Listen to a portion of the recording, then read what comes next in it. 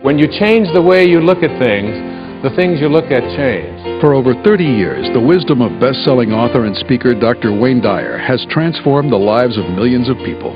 Self-realization means that we have been consciously connected with our source of being. With more than 55 million books published in over 48 languages, his message touches all generations. When you trust in yourself, you're trusting in the same wisdom that created you. Join Dr. Dyer for an exhilarating exploration of the power of intention, the force that provides each one of us with infinite potential next.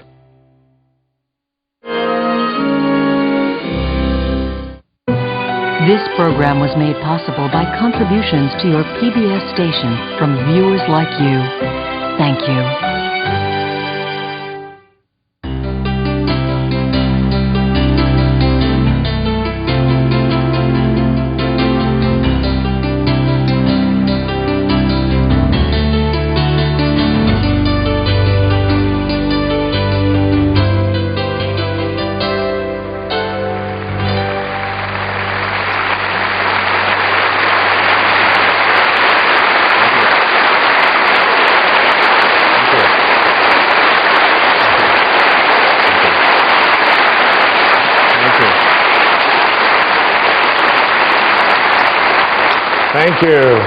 Thank you. Wow, what a beautiful place.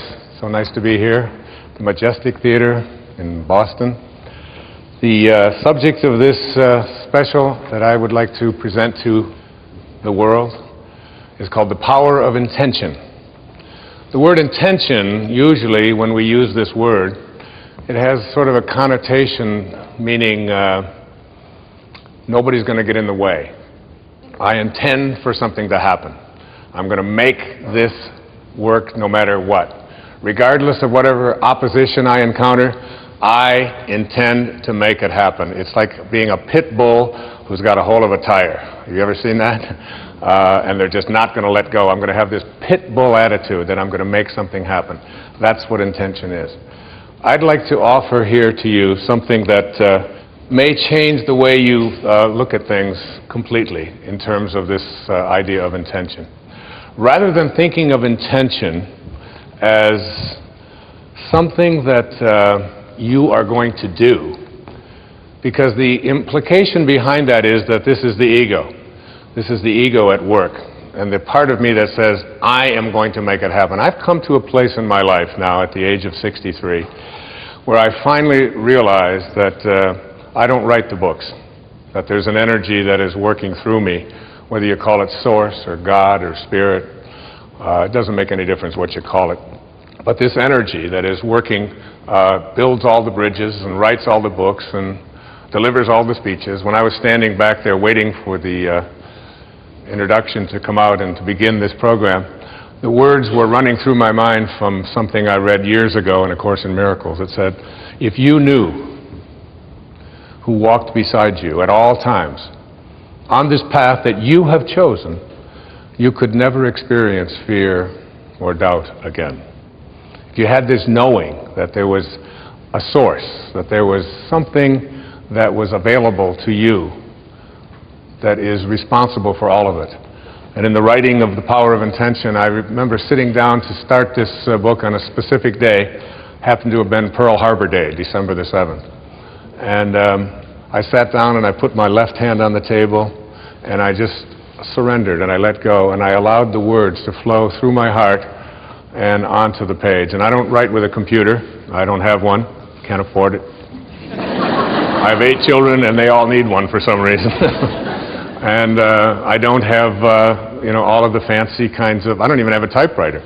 I just allow the words to come through me onto the page. And as I was sitting there and allowing this to happen, I began to realize that there was something greater going on here. And as the days went by and as I wrote each day, getting up early in the morning, and I did this years and years ago when I first started speaking. I used to speak with notes and have everything all very carefully written out and so on. And there came a time when I could no longer do that. I just had to speak from my heart, which is exactly what I'm doing here with you today in this program.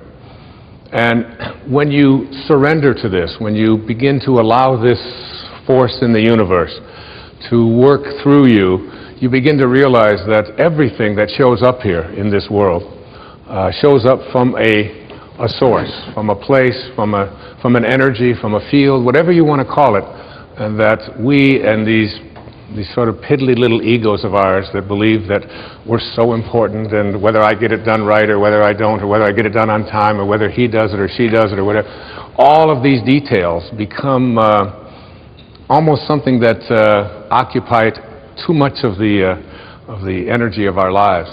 And when you learn to surrender and to let go and to realize that intention isn't necessarily something that I do, but something that I connect to. And I'd like to share with you here at the opening a couple of observations, a couple of quotes that I came across as I was preparing to write this book. The first of these quotes is from a person who's been a very powerful and important influence in my life. His name was Carlos Castaneda.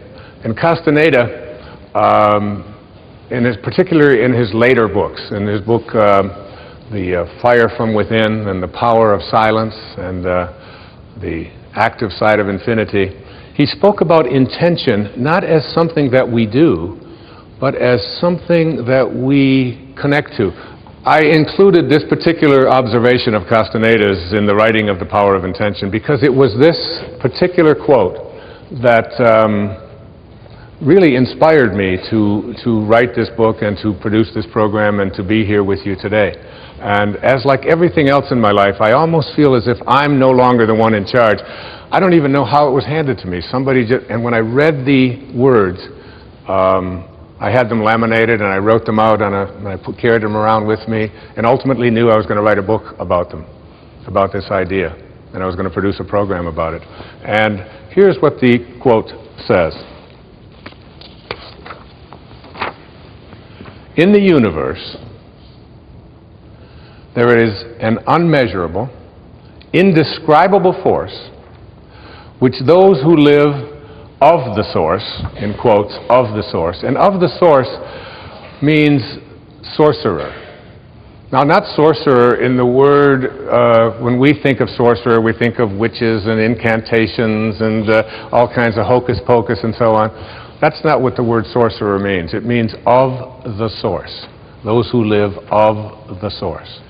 In the universe, there is an unmeasurable and indescribable force which those who live of the source call intention.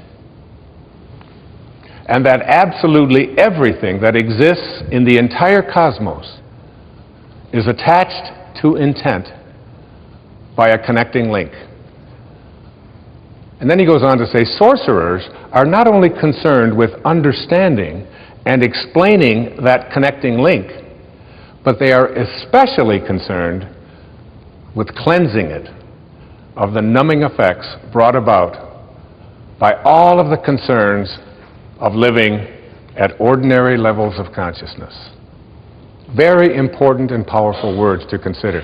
Think of it like this, that everything in this universe was intended here, including you, including every mosquito and every palm tree and every avocado and all of the Rocky Mountains and the oceans, that everything that shows up in the material world emanates from a source.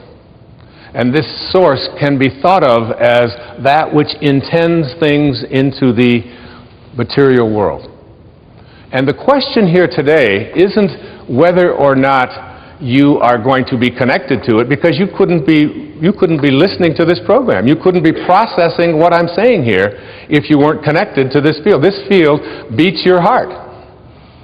This field of energy grows your fingernails and grows everybody else's fingernails. I used to say it grows your hair, but I've become a little suspicious of that, you know. But it animates all life. Now, this is one observation, that intention is what I'd like you to think of when I think about the power of intention. Intention isn't about whether you're going to connect to it. You're already connected to it.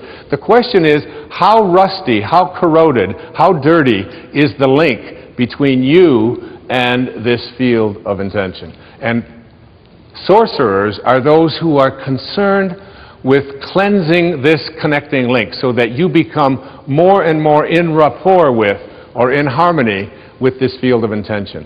And the more you're in harmony with this field of intention, the more you are able to do all that this field of intention is able to do. You are able to create miracles. You are able to heal yourself. You are able to attract into your life the abundance that has been missing. You are able to find the right people and have them show up exactly on time. Because that's how the universal source from which all things and all people originated, that's how it works. And what we're going to be doing here today in this program is looking at how to get that link back to intention and to not only be connected to it, but to always be ready to keep that connecting link clean, uncorroded. I came across another quote. Now, Castaneda is considered by many to be a metaphysician, if you will, an anthropologist who got into the world of sorcery and higher consciousness through what we call like spiritual literature and so on. There's another man whose observations I came across that I want to share with you. And his name is Max Planck. Now, you may be saying, who is Max Planck? Max Planck was given the Nobel Prize in Physics many years ago in Stockholm for his work on the atom.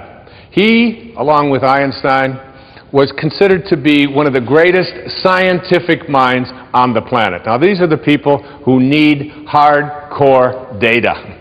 They don't want to hear about hocus pocus and sorcerers and connecting to intention and all of these kind of things. It has to be something they can measure, they can see. These are the people who are what we call operating out of the left brain. And that is not in any way a criticism. It's something that allows us to make great scientific explorations and advances, of course, as people. And the study of the atom is something that can be used not only to make atomic bombs, but it can also be used to power all of the needs that we have on the planet for energy if it were put into the proper context. So, here's what Max Planck had to say. As he accepted the Nobel Prize, these were his words. As a man who has devoted his whole life to the most clear-headed science, to the study of matter, I can tell you, as the result of my research about atoms, this much. There is no matter as such.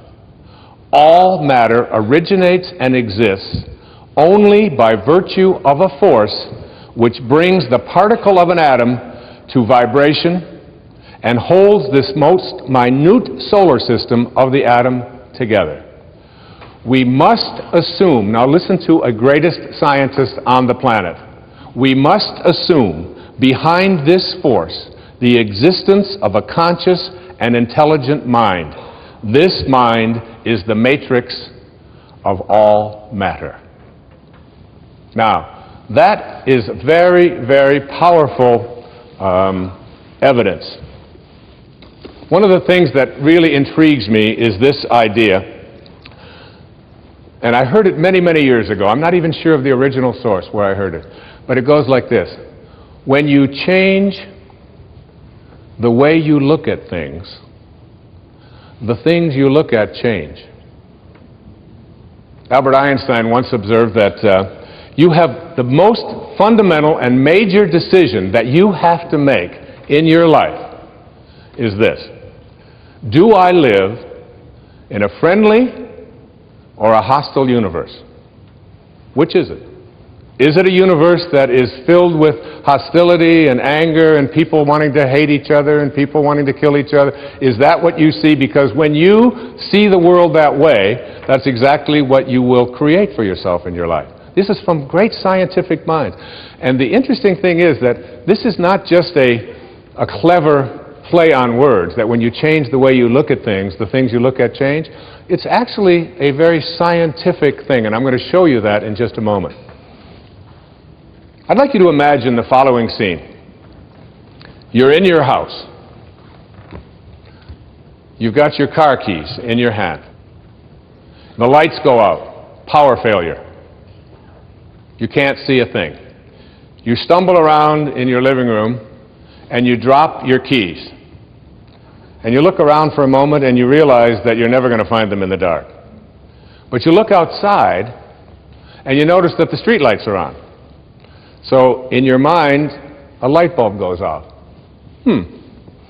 I'm not going to sit around here in the dark and grope around looking for my keys when there's a light on outside. I'm going to go out here under the street light and I'm going to look for my keys. Why are you laughing? This makes a lot of sense. So you're out here and you're groping around and you're looking for your keys and you're looking and your neighbor comes along and says, "What happened, Wayne?" "Well, I dropped my keys." "Oh, I'll help you look for them." And the two of us are now down here looking for our keys. And looking, finally he says to me, "Excuse me, but where did you drop your keys?" "Well, I dropped them in the house." He said, "You mean to tell me that you dropped your keys in the house and you're looking for them out here in the streetlight? Doesn't make any sense." And I said, "Well, it doesn't make any sense to grope around in the dark when there's light out here." Now you laugh and you think how silly that is, but isn't that exactly what we do when we have a problem, a difficulty, a struggle that is located inside and we're looking for the solution outside? Someplace outside of ourselves. It would be like going to the doctor and telling him all of your symptoms, and the doctor says, "Oh boy, you've got a lot of symptoms." And he starts writing out prescriptions. You need a prescription for this symptom, you need a prescription for that symptom, and finally he gets this 4 or 5, and you go to walk out, and you say, "Well, I'd like my prescriptions." He said, No, I'll give this one to your mother-in-law, and I'll give this one to your neighbor, and I'll give this one to your daughter, and I'll give this one to your father. I mean, you're the one with the struggles and with the difficulties, and expecting somebody else to change or something outside of you to get better in order for you to make your life work at this level that I'm calling intention is something you have to really take a hard look at. It's in here. We have to see, the question isn't whether I'm connected to this field of intention. The question is, how ready am I to keep that connecting link absolutely corrosion-free? I used to ask the question many years ago, from studying philosophy and teaching it for many years, who am I? Who am I? I'm pretty much at peace with that now. I really think that who I am is a piece of the divine source, disguised as an author and a father and a writer and someone who delivers these kinds of talks and so on. It's all a disguise. I remember when someone asked Mother Teresa, "What do you do every day in the streets of Calcutta?" She had a wonderful, profound answer. She said, "Every day I see Jesus Christ in all of his distressing disguises. I see the unfolding of Source, the unfolding of God, the unfolding of Spirit in all that I encounter." And I see it in myself as well. And I see that and know that. That's not the question that bugged me the most.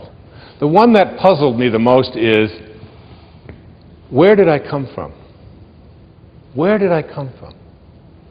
You ever ask yourself that question? I used to ponder that. I could remember I lived in a series of foster homes for a while when I was a young boy, until I was about 9. And I lay out in Mount Clemens, Michigan. I would lay out on the grass, and I would look up, and I'd see these endless stars. There was an apple orchard out there. And I could just lie there on my back, and I'd just look up, and I'd say, where did I come from? Where did I come from?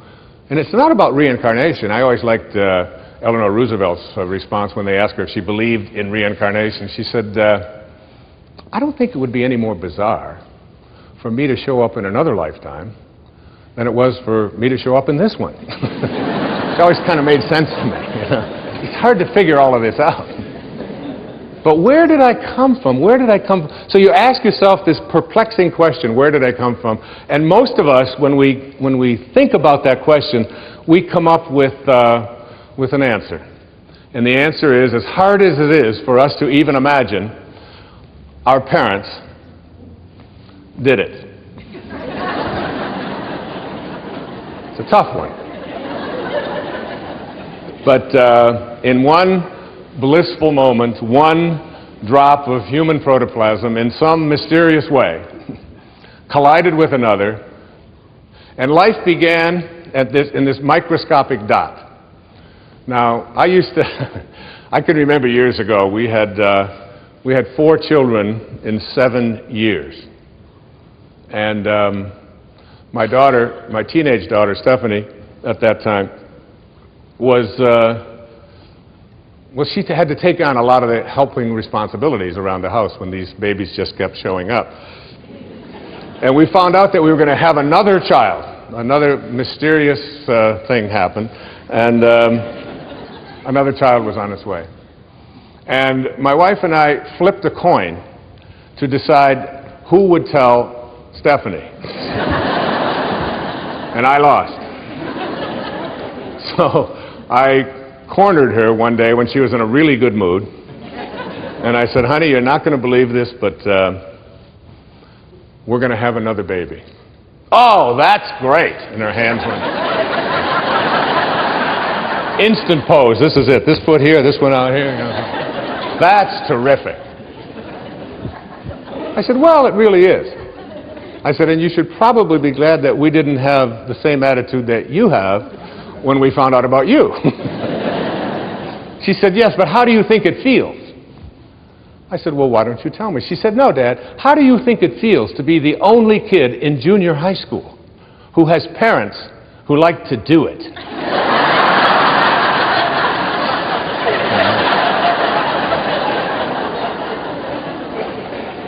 And I said, Steph, I know this is going to be hard for you to accept, but Grandma and Grandpa do it. That is just sick. That's all I do. She's storming out of there. Huh? So when we think about where we come from, that sort of is the place that we get to in our hearts.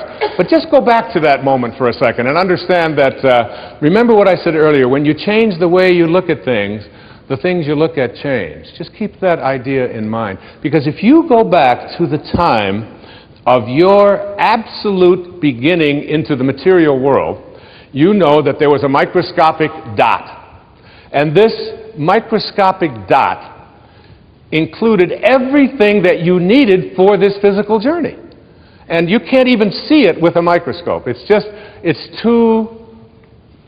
too mysterious and too mystical to even contemplate, isn't it? That something as tiny as you could get 1,000,000 of them on the head of a pin, contains everything that you needed for this physical journey. Everything. Your birth was in there. The shape of your eye is in there. Your height is in there. The color of your skin is in there. I hold a hair up on the pillow and say, and I've had this experience several million times, what held it in yesterday? And you must ask that question, like, what held them up yesterday, don't you? Or why was it black yesterday and it's gray today? Where did that one come from, or whatever? And all of these changes are in this microscopic dot. So what I'd like to do just for a few seconds here is to go back to take the microscopic dot that is your beginnings, in which there's a future pull that is created every face and every body and everything in here and everyone out there watching today in that one instant miraculous moment. Everything that you needed for this physical journey was in there. Too hard to comprehend, you just accept it. So now we take the dot and we look at the dot and we say, let's find the origin of the dot that began me. And you put it under a microscope and you turn up the magnification, and what you see as you turn up this magnification is you see molecules. And inside of those molecules are mostly particles, and these particles are all flitting about, and there's mostly just empty spaces in there. And you take one of these particles out, and we call them atoms. And you put this atom looking for your source, looking for where you began, and you put it under another atomic microscope, turn up the magnification even stronger, and what do you discover as you turn up the magnification? You discover that it's just more empty spaces and more particles with new names. Protons, electrons, neutrons, protons, whatever you want to call them, right? We memorized them in junior high school, right? So you take one of these electrons, and you're just looking for your source. Where did I come from? You turn up the magnification on this electron microscope, and what do you see? More spaces and more particles, all flitting about, a dance, this huge dance. And you take one of those and you turn up the magnification, and what you have are new particles with new names called quarks. We're now looking at quantum physics, the study of the behavior of matter at the tiniest, tiniest, tiniest levels. And we're just looking for our source. So finally we take one of those quarks, and these quarks are really weird. My friend Deepak Chopra has often said to me, Wayne, he said, quantum physics is not only stranger than you think it is, it's stranger than you can think. Because you take a tiny little subatomic particle and observe it, and the fact is that the nature of your observing changes what you're observing. If you look at it in a certain way, it becomes one thing. If you turn away, it becomes something else. It's truly a scientific fact that when you change the way you look at things, the things you look at change. And now you take this tiny little subatomic particle, and you take it and you put it in a particle accelerator, and you rev up the speed of these things and collide them at 250,000 miles per hour. You collide them, you open up the particle accelerator looking for your source, and guess what's in there? Nothing. No thing.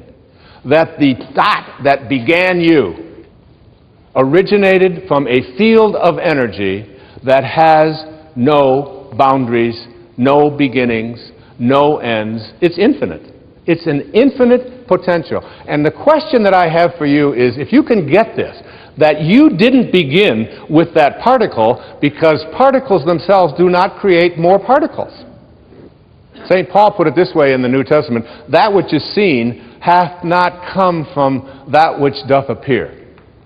They talked a little strange in those days, right? What that means is that everything that we see in the material world doesn't originate in the material world.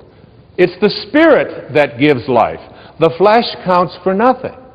If the shape of your eye can be in an energy field that has no boundaries, no form, no materialness to it, why not the shape of your life? Why not everything that you are destined to become? Why can't that be a part of this energy field as well? That you showed up here from a field that I call intention. And that beautiful globe that is here to my left, to your right, is what I am going to call, for the rest of this program, I am going to call this the source from which we all originated. That every particle that shows up on this planet, and that's what Max Planck said, and that's what Carlos Castaneda said, and that's what every metaphysician said, that's what all of the great spiritual teachings on this planet say, that our source is spirit. It is something other than the physical. And if you had a set of magical binoculars, and you could look at that field, what I'm going to describe in this program is what that field would look like. And my suggestion to you here is this, that you are going to, if you want to understand intention and the power of intention, it means suspending your ego, the part of you that believes that you are separate from this source, because that's where all of our problems originated, all of our struggles, even our illnesses. This is a source of well-being. Everything that emanates from this source emanates from a field of well-being. It looks like something. It sounds like something. One of the things that it sounds like, I took from one of the great spiritual traditions in the universe. It's from the Bhagavad Gita, what is called the Hindu holy book, the Song of the Lord. But you can look in any spiritual tradition, whether it's Christianity, whether it's Judaism, whether it's Zoroastrianism or whatever, and basically they all say the same thing. If this source that we call God or soul or spirit, if it could speak, this is what it would sound like. And then later on, I'm going to talk to you about what it looks like. What does it look like? I am the source of all material and spiritual worlds. Everything emanates from me. That's what it sounds like. Everything emanates from me. So that means you. And that's why the words, with God all things are possible, means that when you find in your heart a way to reconnect to this, and remember what I talked about in those opening quotes, that this field of intention is a field that is only corroded because we take on something that separates us from the source. And that is called the ego. And the ego is really nothing more than an idea that we carry around. It's the source of virtually all of our problems. The only difficulty is you can't check into a hospital. Like if you got an appendix problem, you check in, get an appendectomy. There's no place that I know of that gives egoectomies. It would be nice, but it doesn't work that way. So that what you want to do is figure out a way to get rid of this idea that who I am is separate from this. And this is your source. And when you reconnect to your source, live in harmony with your source, you are connecting to the field of intention. And when you're with this field of intention, everything that this field of intention from which all material worlds emanate, everything that it can do, you can do because you are it and it is you. The problems that we have is we've come to a place where we believe that we are separate from it. And so we start to believe that I am what I do. And I am what I have. And I am separate from everybody else. And I am my reputation. And I'm separate from what is missing in my life. But this field from which all things originate, if it's everywhere, it's got to be in you. And if it's everywhere and it has to be in you, it has to also be in everything that you perceive to be missing from your life. It has to be in that too, because there's no place that it's not. And if there's no place that it's not, you literally are already connected to everything that you would like to attract into your life. What keeps you from doing it is your belief that you're separate from your source. We want to reconnect to this source. People ask me the question, what about a free will? If I was intended here, and the shape of my life was intended here from this source, where does that leave me with a free will? Well, where it leaves you with a free will is this. You have a free will to decide whether or not you are going to connect or not connect to that source. That's your free will. If you make a choice, a conscious choice, to stay disconnected from it and believe that you are all of these things that I just illustrated in the ego, this field of intention doesn't know anything about non-well-being. It creates from a source of well-being. It doesn't know anything about fear, about anxiety, about worry. It just is in a constant state of creating. There's a quotation that goes like this. Self-realization, which is really reconnecting to your source. Self-realization means that we have been consciously connected with our source of being. We are reconnected to this source, which I'm going to describe in detail in this program, what I believe the faces of intention look like. Once we have made this connection, then absolutely nothing can go wrong. That's from Swami Paramananda. Nothing can go wrong when you reconnect to source. All of our struggles, all of our illnesses, all of the scarcities in our life, all of the problems we have in our relationships, all of this stuff came about because we disconnected ourselves from a field of intention that is nothing but just well-being at work. It only wants you to be in a state of happiness.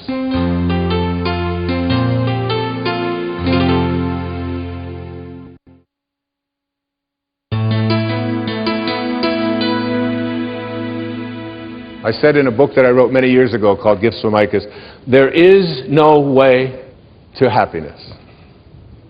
Happiness is the way. You're not going to find it in something outside of you. It is, and it's like when you understand this and get this, connecting to intention means something that's very powerful to you. There's an observation that I came across in the writing of The Power of Intention by a man who gave a lecture, I'm not sure the exact year, but it was in the early 1900s. His name was Thomas Troward. And he gave a series of lectures on mental science at the Edinburgh in Scotland, called the Edinburgh and Dorey Lectures. And one of those observations, one of those quotations was this. I really love this. He said, "The law of flotation was not discovered by the contemplation of the sinking of things." Isn't that great? Imagine yourself trying to figure out, what he made an observation that before about the 15th or 16th centuries, all of the ships in the world were made out of wood. And why do you think they made ships out of wood for so many centuries? Because when you put wood in water, what happens?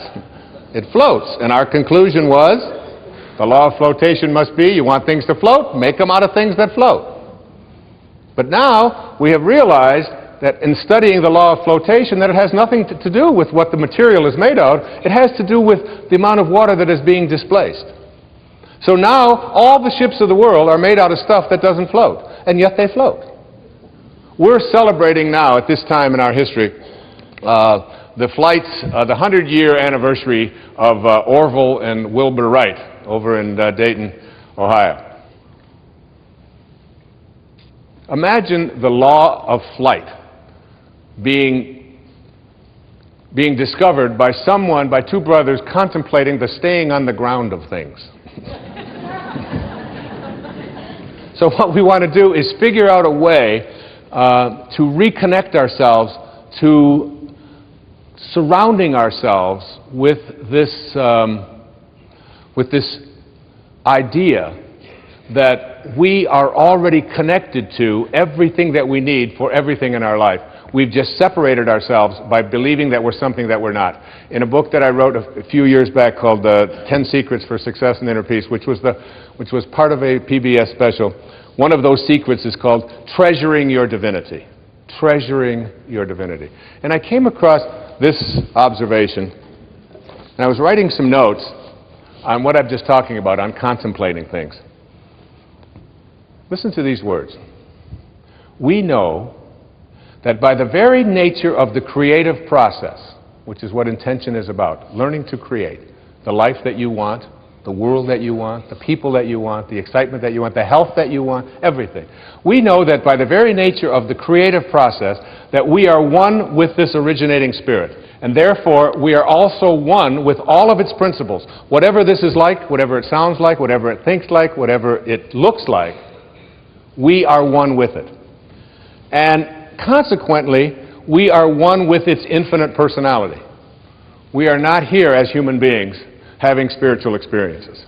We are all spiritual beings having human experiences. All of us. We are all infinite. And therefore, our contemplation of this source, as the power which we want, gives us the ability to use that power. And the way that we use this process is to contemplate ourselves as surrounded by the conditions which we want to produce. Keep that in mind. Underline that. Surround yourself internally with the conditions, contemplate them, which you want to produce. What is it you want to produce in your life? What do you intend to create for yourself? It's not your ego that's going to do it. It's your free will to reconnect to this, which is the source of everything. You're going to be, by the end of this program, you're going to be in rapport with, in harmony with this. If you call my cell phone, pick up the phone. I'm not going to give that number, but if you were to call this number, this is what you would get as a message from me. Hi, this is Wayne Dyer that you've reached, and I want to feel good. If your call is designed to do anything other than that, you have reached the wrong number, and I urge you to call Dr. Phil.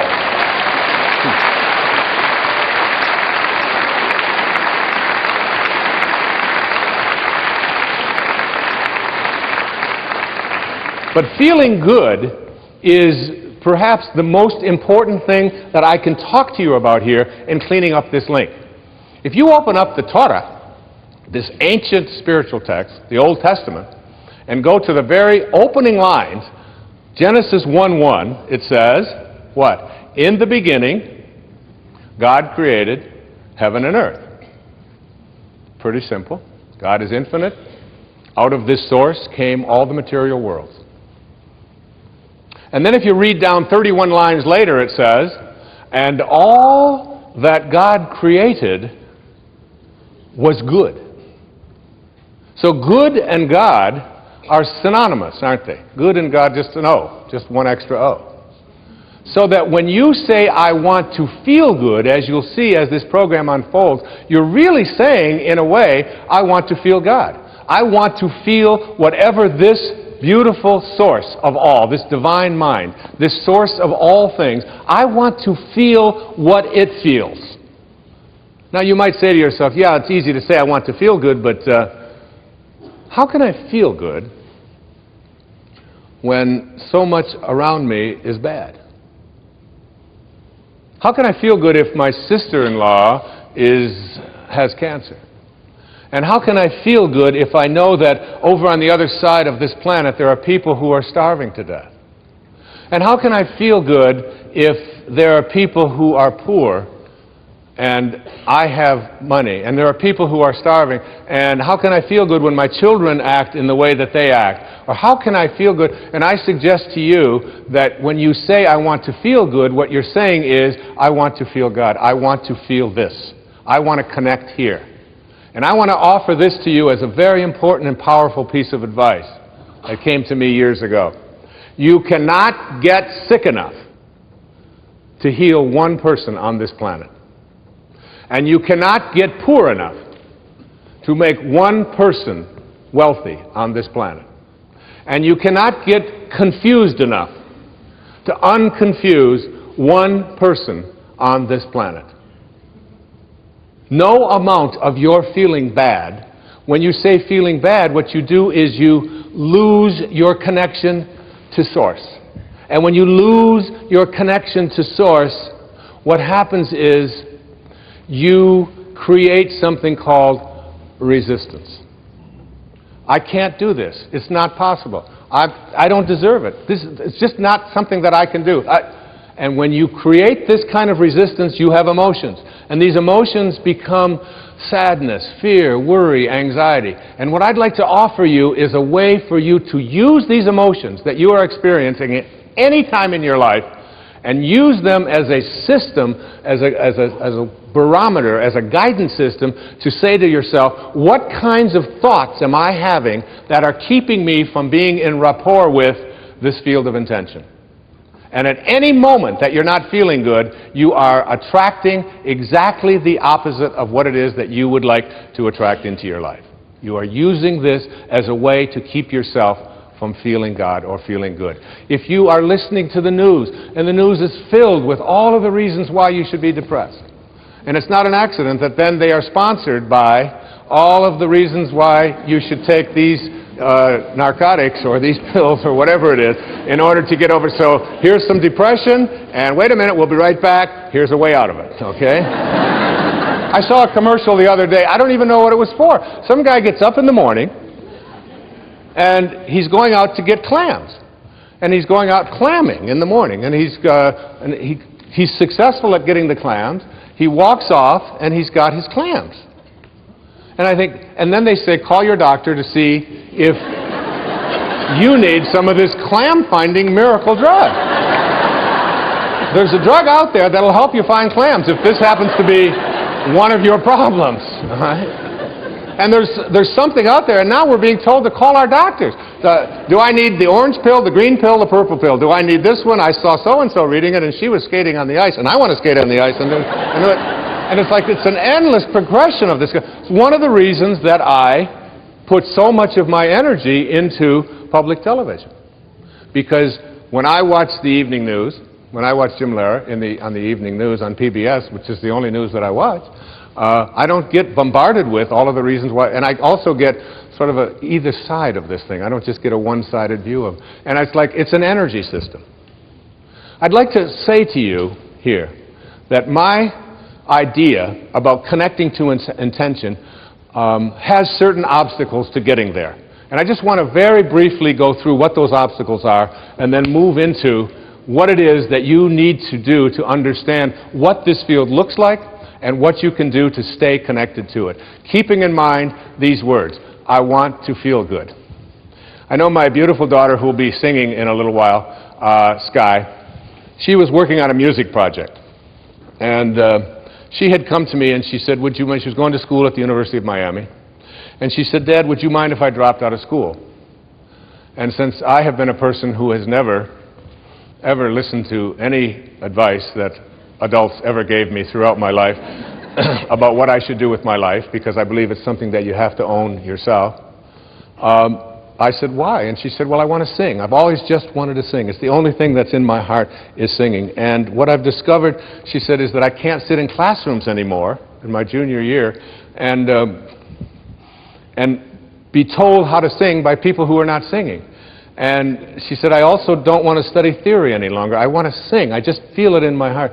I said, that's great. I said, I'd like to take you with me when I talk all over the country, all over the world. And I'd like you to sing for me, because I'm always so proud to have her on stage with me, as you'll see why shortly.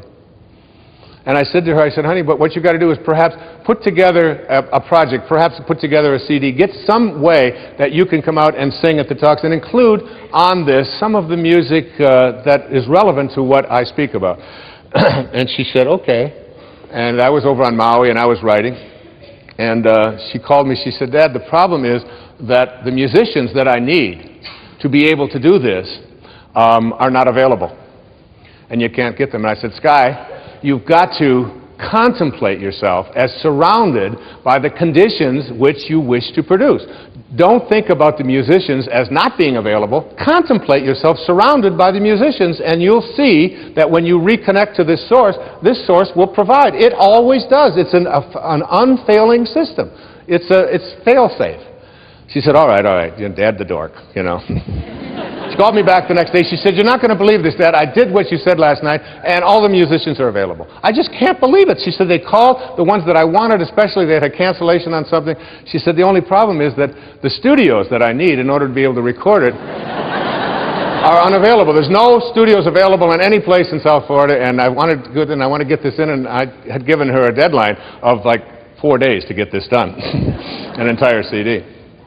So she called me back and she said, how do I get a studio? I said, Sky, contemplate yourself as surrounded by the conditions which you wish to produce. The law of flotation was not discovered. All right, I got it with the flotation, okay? She called me back the next morning. She said, Dad, it's a miracle. She said, the studios had a cancellation, and the studio that I really need and the musicians, they're all available. I can put the whole thing together. It's so exciting. This stuff really works. I said, of course it does. She said, the only problem is that it costs quite a bit of money to pay these musicians and to have the studio time. I said, Sky, honey, you've got to contemplate yourself as surrounded by the conditions which you want to produce. She said, that's why I'm calling you.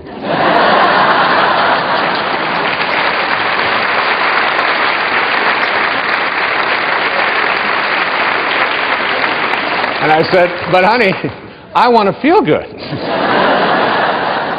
She said, maybe you should call Dr. Phil. She said, and this will make you feel good, because you will be contemplating yourself as surrounded by a daughter who is so... She used it all right back on me. And she did it, and she got it done, and she was able to produce it. And, you know, it sounds like a silly little example, but it's like the obstacles that we have to creating what we want very often are in the ways that we perceive ourselves as disconnected here. And every thought that you have that says, I can't do it, is resistance to connecting to Source. And every thought that you have that says, it's never worked before, that's resistance to connecting to this Source, to what is being, what I call vibrating to Source energy. Getting back to having your desires, what you want to create, in vibrational harmony with this highest energy in the universe. The obstacles that we have, most of us are, there's three of them. The major one is the ego, which I talked about earlier. You have to learn to stop being offended. There are people out there who are going through life looking for occasions to be offended, and you very seldom will find yourself disappointed. And if you don't like the way somebody's dressed, that's a way to be offended. If you don't like the language that they use, one of the things I do is I run in hallways when I'm traveling on the road, because I like to do my running every day, but I don't like to, if it's very cold or very hot, I don't like to have to carry a lot, so I just carry a pair of shorts. And I run up and down the hallway like this. I run here, and I run up and down, and I get an hour of running out there in the hallways of hotels. Now, there are people behind the doors very often who don't anticipate a sweaty man running on the hallway. And there are times when the doors will open and I'll be running and I'll hear someone walk, well, what is that guy doing? What's wrong with him? Doesn't he know that there's a track? This isn't the place. And he's using my experience out here as a reason to be offended. And he's still on the way down. He's yelling at his wife about the fact that I shouldn't be there. Oftentimes goes home, kicks the cat, whatever it is, because... But one day I was running, and there's a different view of it as well. It's very interesting. Because I was running in the hallway one time, and the door opened, and a woman had to be 92, 93 years old. So it was in Little Rock, Arkansas. And she opened up the door, and I was running right past her. She had a little walker. She said, "Young man." I immediately loved this lady. Huh? She said, "What the hell are you doing?" I said, "Well, ma'am," I said, and I stopped. I was running in place. I said, "I just like to get my heart rate going up there. It's really good, and I didn't want to go outside because it's very hot out there today." She said, "You got that much energy this time of the morning to be out there running?" I said, "Yes, ma'am." She said, "Why don't you come on into this room with me for a little while?" Now, there's a woman who had a great sense of humor. With the same, she wasn't looking for an occasion to be offended. How many times do you find yourself doing that? Or stopping yourself from feeling superior, or from needing to be right, or from needing to win, or from needing more, or to achieve, or to be concerned with your reputation. All of these have nothing to do with source energy. All of that has to do with this identity that you've taken on that says, I am all of these accomplishments are what I do. That's one. The second of these obstacles is what I call the energy of your life. Everything in the universe has energy. Everything. That's why I promote a book so powerfully called Power versus Force by David Hawkins, a medical doctor out in Sedona, Arizona, where he talks about the thoughts that we have and how you can use kinesthesiology. You can just use muscle tests to determine whether something works or doesn't work for you, and whether it's strong or not. And every thought that you have, and he has compartmentalized all of these different thoughts. And it's like he even suggested that the music that we listen to has energy in it. The photographs that we have hanging in our home, the prayers that we have, and the television shows that we watch. There is very low energy out there. The average child in America has already seen 12,000 murders, simulated murders, in his living room on cable and commercial television before his 14th birthday. Imagine. 12,000 simulated murders. You never see that on public television. That's why I'm here doing this for public television. Because it's a place where you are not allowed to send that kind of energy out. So my son, I was over on Maui, and we were there for the summer, and all of a sudden I hear this crazy music playing throughout the whole place. And it's some kind of gangster thing and wanting to kill people and loud swearing and all of this. I said, "Sands, what is this? What are you listening to?" He said, "Dad, it's really cool, man. This is rap. This is really, like, 16, I said, "Go get the CD." And this is something that I read in Power versus Force. He said, "What do you mean?" I said, "Go get the CD." Now, he's a big, strong, 16-year-old strapping kid, 6 foot tall, very muscular, a lot of testosterone. And so he brings the CD and he said, "What do you want me to do with this?" I said, "Well, set it on the table and take that banana." And I had some bananas there. I said, "Take that organic banana, place it next to your heart, put your arm out, and what I'd like you to do is resist me as hard as you can with that banana next to your heart." And he did, and I put 2 fingers on, I couldn't budge his arm. I said, "Now take that CD and put that next to your heart." He took the CD with the energy in it. As hard as this is to imagine for yourself, you can try this in your own work. And he held that next to him, and he became powerless to my 2 fingers pushing down on his arm. The energy weakened him. The energy of the foods that we eat, the shows that we watch, the people that we surround ourselves with. Even most of you know that I'm a camel. And a camel is an animal that starts out every morning on his knees, and he goes to bed every night on his knees, and he can go 24 hours without a drink. And that's something that I do every day. I go 24 hours without a drink. And it isn't because I've labeled myself as an alcoholic or anything like that. I was told by a very powerful and important teacher that if you want to reach the levels that I would like you to be able to understand, where you can literally do a somersault into the inconceivable and see yourself as capable of attracting and healing and being able to create abundance, if you want to be able to be all that you can be, he said you've got to stop putting substances into your body that are deteriorating the body and deleterious to the health of your body. And he said alcohol just happens to be one of those things. So I don't take a particular moral position on it. I did it because I didn't want that energy into my life. So look at the energy of your life, the places that you accumulate, the friends that you have, the people that find fault with what you're doing. Look at all of the way, even a simple little thing like feng shui, which is a Chinese form of how you arrange the furniture in your. It's so cool. But I've got a lady who works with me over in Maui, and every time I go away, she'll come back and she'll have this thing moved over here and this thing over there, and I'll say, but I like this here. This is where I shave. No. The feng shui of that isn't quite right, and you don't want to have a red next to you. I just listen to her. My place is one of the most pleasant and beautiful places. Of course, having it on the ocean has a lot to do with it as well. But I believe that energy is in everything. Change the energy of your life and reconnect to the energy of spirit. Spiritual energy is healing energy. Spiritual energy, as you'll see, is the energy of abundance.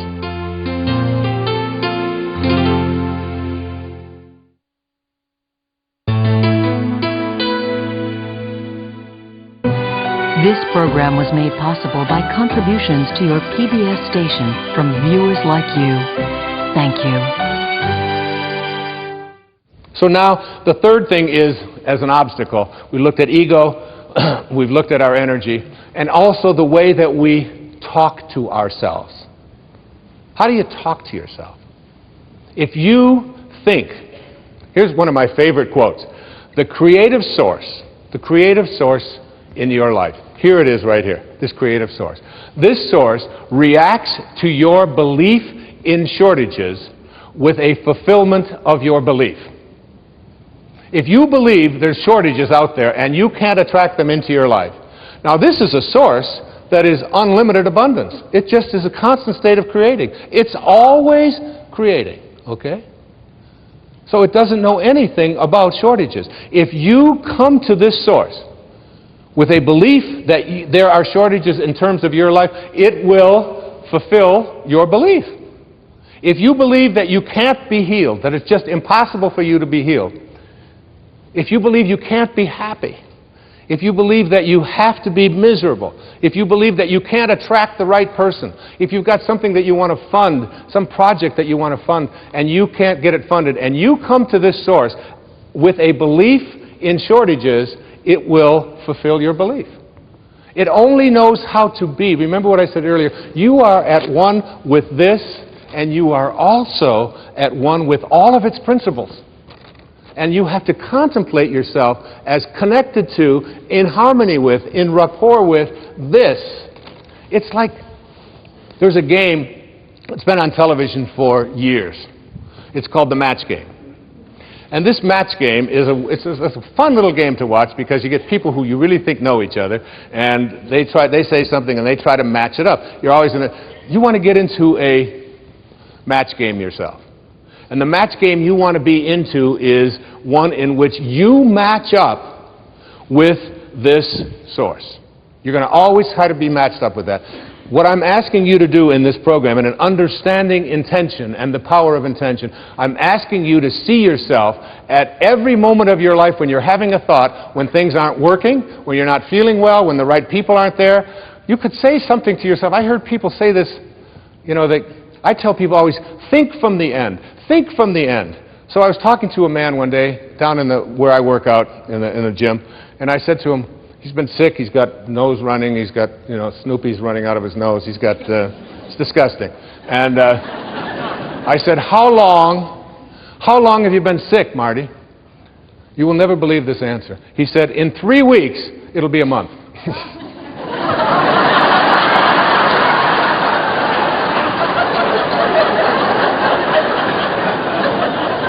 What kind of thinking is that? I was changing plane in Dallas one time, and there was about 8 minutes to go before I had to make a connection. And the woman next to me, she said, I said, I'd really appreciate if I could just step in front of you because I'm going to make my connection. She said, you're going to have to change trains and get to another terminal. She said, there's no way that you can make your connection. She's still in Dallas. I think from the end, I see myself as already connected to that which I want to attract into my life. And if it doesn't work out for some reason, I don't use blame, I don't get anger, I just simply say to myself, this is the way it is supposed to be. And I'm at peace with it. I choose to be at peace because this is peace. You want to watch the resistance. What kind of self-talk do we have? If you think about what is missing in your life, and you talk to other people about what is missing in your life, and you share a lot with what's missing in your life. I'm missing the right person. My soulmate has never showed up, I'm missing the money. I don't have them. And you talk about all the things that are missing in your life. Here's your connection to Source. Remember, you're always connected. The question is, are you ready to stop living at ordinary levels of consciousness? Are you willing to live at a spiritual level of consciousness in which you are in rapport with that which provides everything? So if you're thinking about what's missing and you go to this universal source asking to have fixed what is missing in your life, you'll have your belief in what's missing continue to be refocused for you. In the Old Testament it says, as a man thinketh, so is he.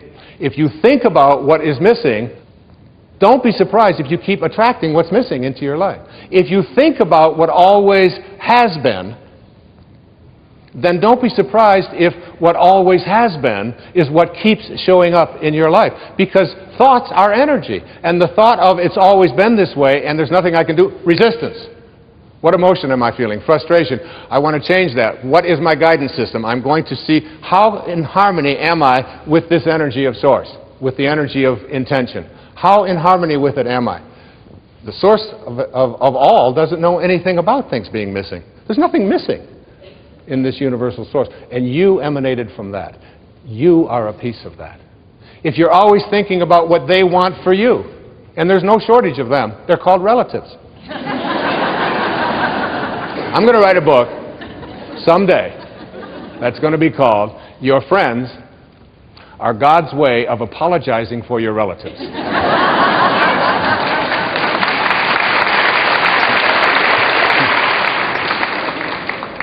Why? Because, by the way, I gave this same talk to your relatives and they applauded even louder. Okay? Because a friend is someone before whom you can think aloud. A friend is not someone who makes demands on you and tells you what you should be doing or what you shouldn't be doing. There are very often, because we believe that we're related to people, we have talk, and then what happens with us is that we start talking to other people about what they want for us. And we despise what they want for us. We get angry at them for even wanting that for us, and then we get surprised when what they want for us keeps showing up. See, self-actualizing people, Abraham Maslow once said, the difference between self-actualizing people, the highest functioning people, and everybody else is that self-actualizing people must be what they can be. Self-actualizing people must be what they can be. What can you be? What can you be? And I'd like to suggest to you that if you look, I'm going to take a pair of magical binoculars now. And I'm going to take these binoculars and I'm just going to assume that I am now looking through these magical binoculars at my source, where I came from. The question I asked at the very beginning, where did I come from? The answer to that is, I came from a field of energy, and a particle was formed out of that field that became everything I needed for this physical journey, My birth and my death were all in there. My height, the color of my skin, the hair falling out, all of the things that are taking place in this physical body were all handled there. But they were also handled before that source hit the world of material. And when I shift and understand that what I came from, what I'm looking for here, I'm looking to see, what does it look like? What does this look like? I call these in the book, in The Power of Intention, I call them the faces of intention. The 7 faces of intention. And any time in your life when you are not in harmony with these 7 faces, you are stopping the miraculousness, the miracle, the mystical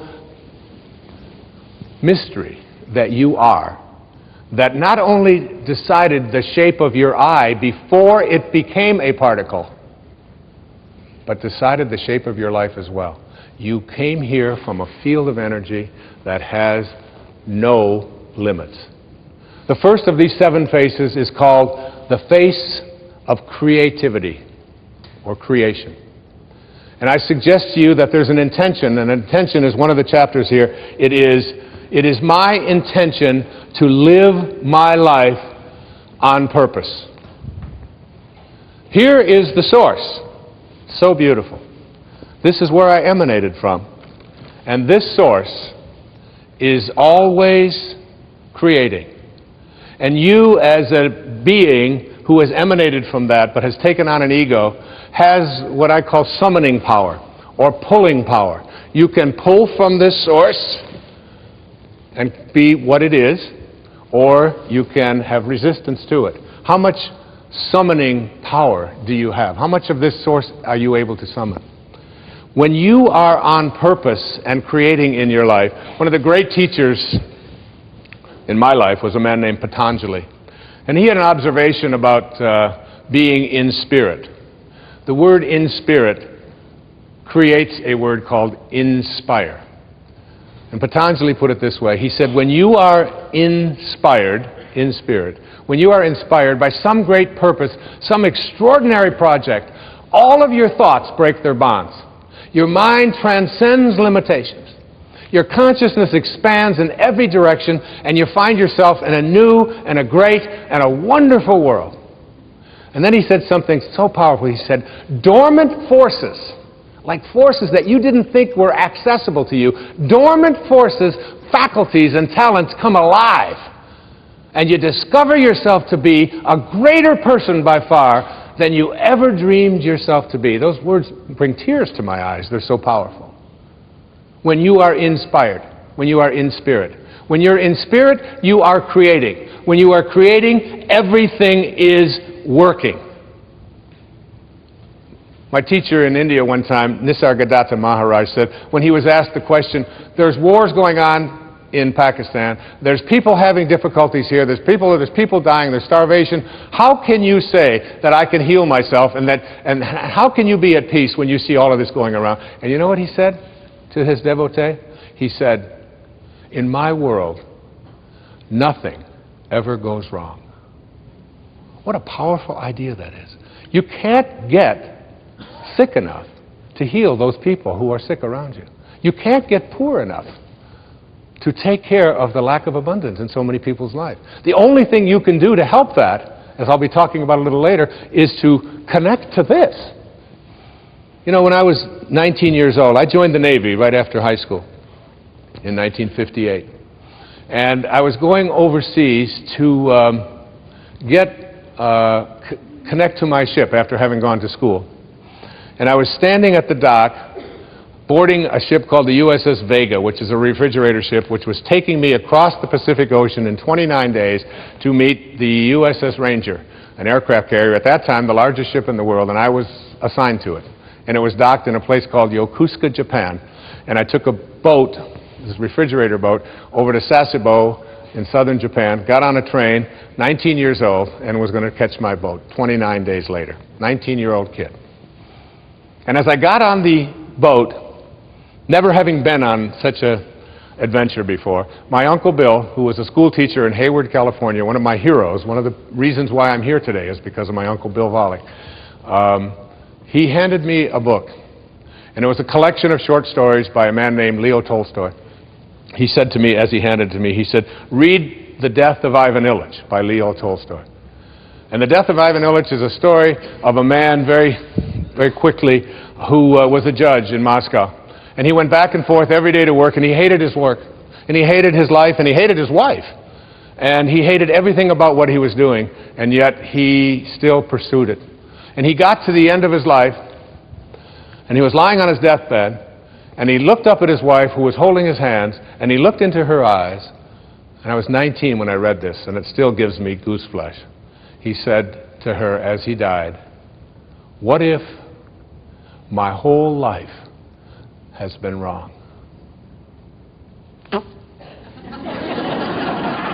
And I took out a pad of paper, and I wrote down my first of my 10 secrets for success in interface. And I started a journal at that time, and it said, "Dear Wayne, don't die with your music still in you. Don't die with your music still in you." I would suggest to you, if you are not creating, and if you wonder what your purpose is, and so many people wonder, what is my purpose? And they talk about, I don't know what my purpose is. You know what that is? Your thoughts about your purpose are your purpose trying to reconnect to you.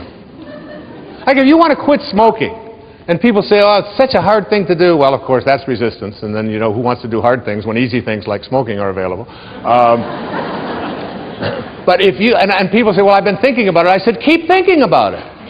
Just keep thinking. You want to lose weight? Keep thinking about it. Put your attention on it. Surround yourself with those kind of thoughts, because the thinking about it process is a part of your connecting to it. Eventually, you will connect to it and you will begin to act upon what those thoughts are. But you got to start by thinking about it. And the ultimate purpose you can have in your life, I used to have a jacket that I hung on my closet door. And the jacket had all of the pockets ripped off. I took a razor blade to all the pockets. Because someone had once said to me that the last jacket you wear doesn't need any pockets. So, because you're not taking anything with you in your pockets, all right? So every time I'd walk into my closet and I'd look at this tattered jacket with no pockets in it, it was a reminder, you're going to have to wear a jacket someday that doesn't need any pockets, all right? And so what do you do with your life? Your life is like a parenthesis in eternity. You show up from an infinite source. You materialize. You're a particle. Everything you needed for this life is in it. And then you close parentheses. What can you do with your life? You can't take anything with you. You came from nowhere. N-O-W-H-E-R-E. You show up in now here. N-O-W-H-E-R-E. It's all the same. Just a question of a little spacing. And where do you think you're going? Back to... You ain't going nowhere. You're going nowhere. From nowhere to now here to nowhere, it's all the same. The only thing you can do with your life is give it away. When people say to me, what is it that I can do with my life? What is my purpose? My answer is always the same. Find a way to be of service. Find a way, whatever it is. Doesn't matter if you're serving ice cream cones in Alaska. It doesn't matter if you're raising horses in Montana. It doesn't make any difference whether... I had a woman come to me one time who wanted to adopt a child in Moldova. I had to look it up. Moldova. She saw this little face on a program on one of the stations there. I think it was on a PBS station. And she couldn't get that face out of her head. She became on purpose. She began to live her life on purpose. She went to Moldova and brought home her little son. And it's like, whatever it is, when you are of service, if you're giving your life away, and if you don't know how to do that, you suspend your ego. You understand that living on purpose means there's no accidents. That you're aligning yourself with purpose. You ignore other people when they tell you what you should be doing. That's what Ivan Ilyich didn't do. You just ignore it. You don't have to have a fight about it. You can say, thank you for sharing. I appreciate that. It's very helpful. I've never thought of that before. I'll consider that. That's how you handle all conflict. Can I join up with this source energy or can't I? As soon as you start striking out, you're off of purpose.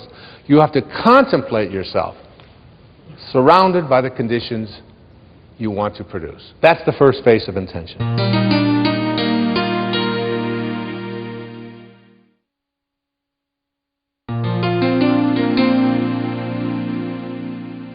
The second phase of intention is one of my absolute favorites. I call it the face of kindness. It is my intention to be at peace with everyone in my life, including all of my relatives. That's my intention. I insist that I will be at that place in my life.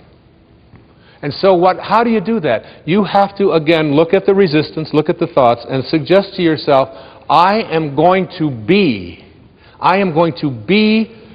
kindness. Yesterday, we went to a movie. I came home from the movie, and there was a man on the street in Boston who was homeless. And he was mentally challenged, obviously. And he had a little cup, and he asked for some change. And I looked at him, and I always send a sort of a silent blessing to these people. And then I was walking, and I kept thinking, you're giving a talk tomorrow about kindness. And I went back, and I had about $4 worth of change in my pocket, and I had to chase him. He went downstairs someplace, and he was dirty, and he was, and he couldn't speak right. And I took this change, and I just took his cup, and I put it. And you'd have thought that I had given this man, $1 million. I mean, he followed me. He couldn't stop thanking. Tears were coming down. It's a simple little act of kindness. And I'm not suggesting to every single one of you that everybody who asks you for money, you are obliged to give them money. But can you give them a silent blessing? Can you give them a smile instead of using them as a reason to be upset? And you have to, folks, you got to do this with all of your relatives as well, particularly your own children and your own parents. You got to look at them and see every time that I have a thought that is not one of kindness, what I am doing is I am leaving the source and taking on ego consciousness. Here's a fascinating piece of research. You know what serotonin is? Serotonin is like this neurotransmitter, this enzyme in the body, in the brain.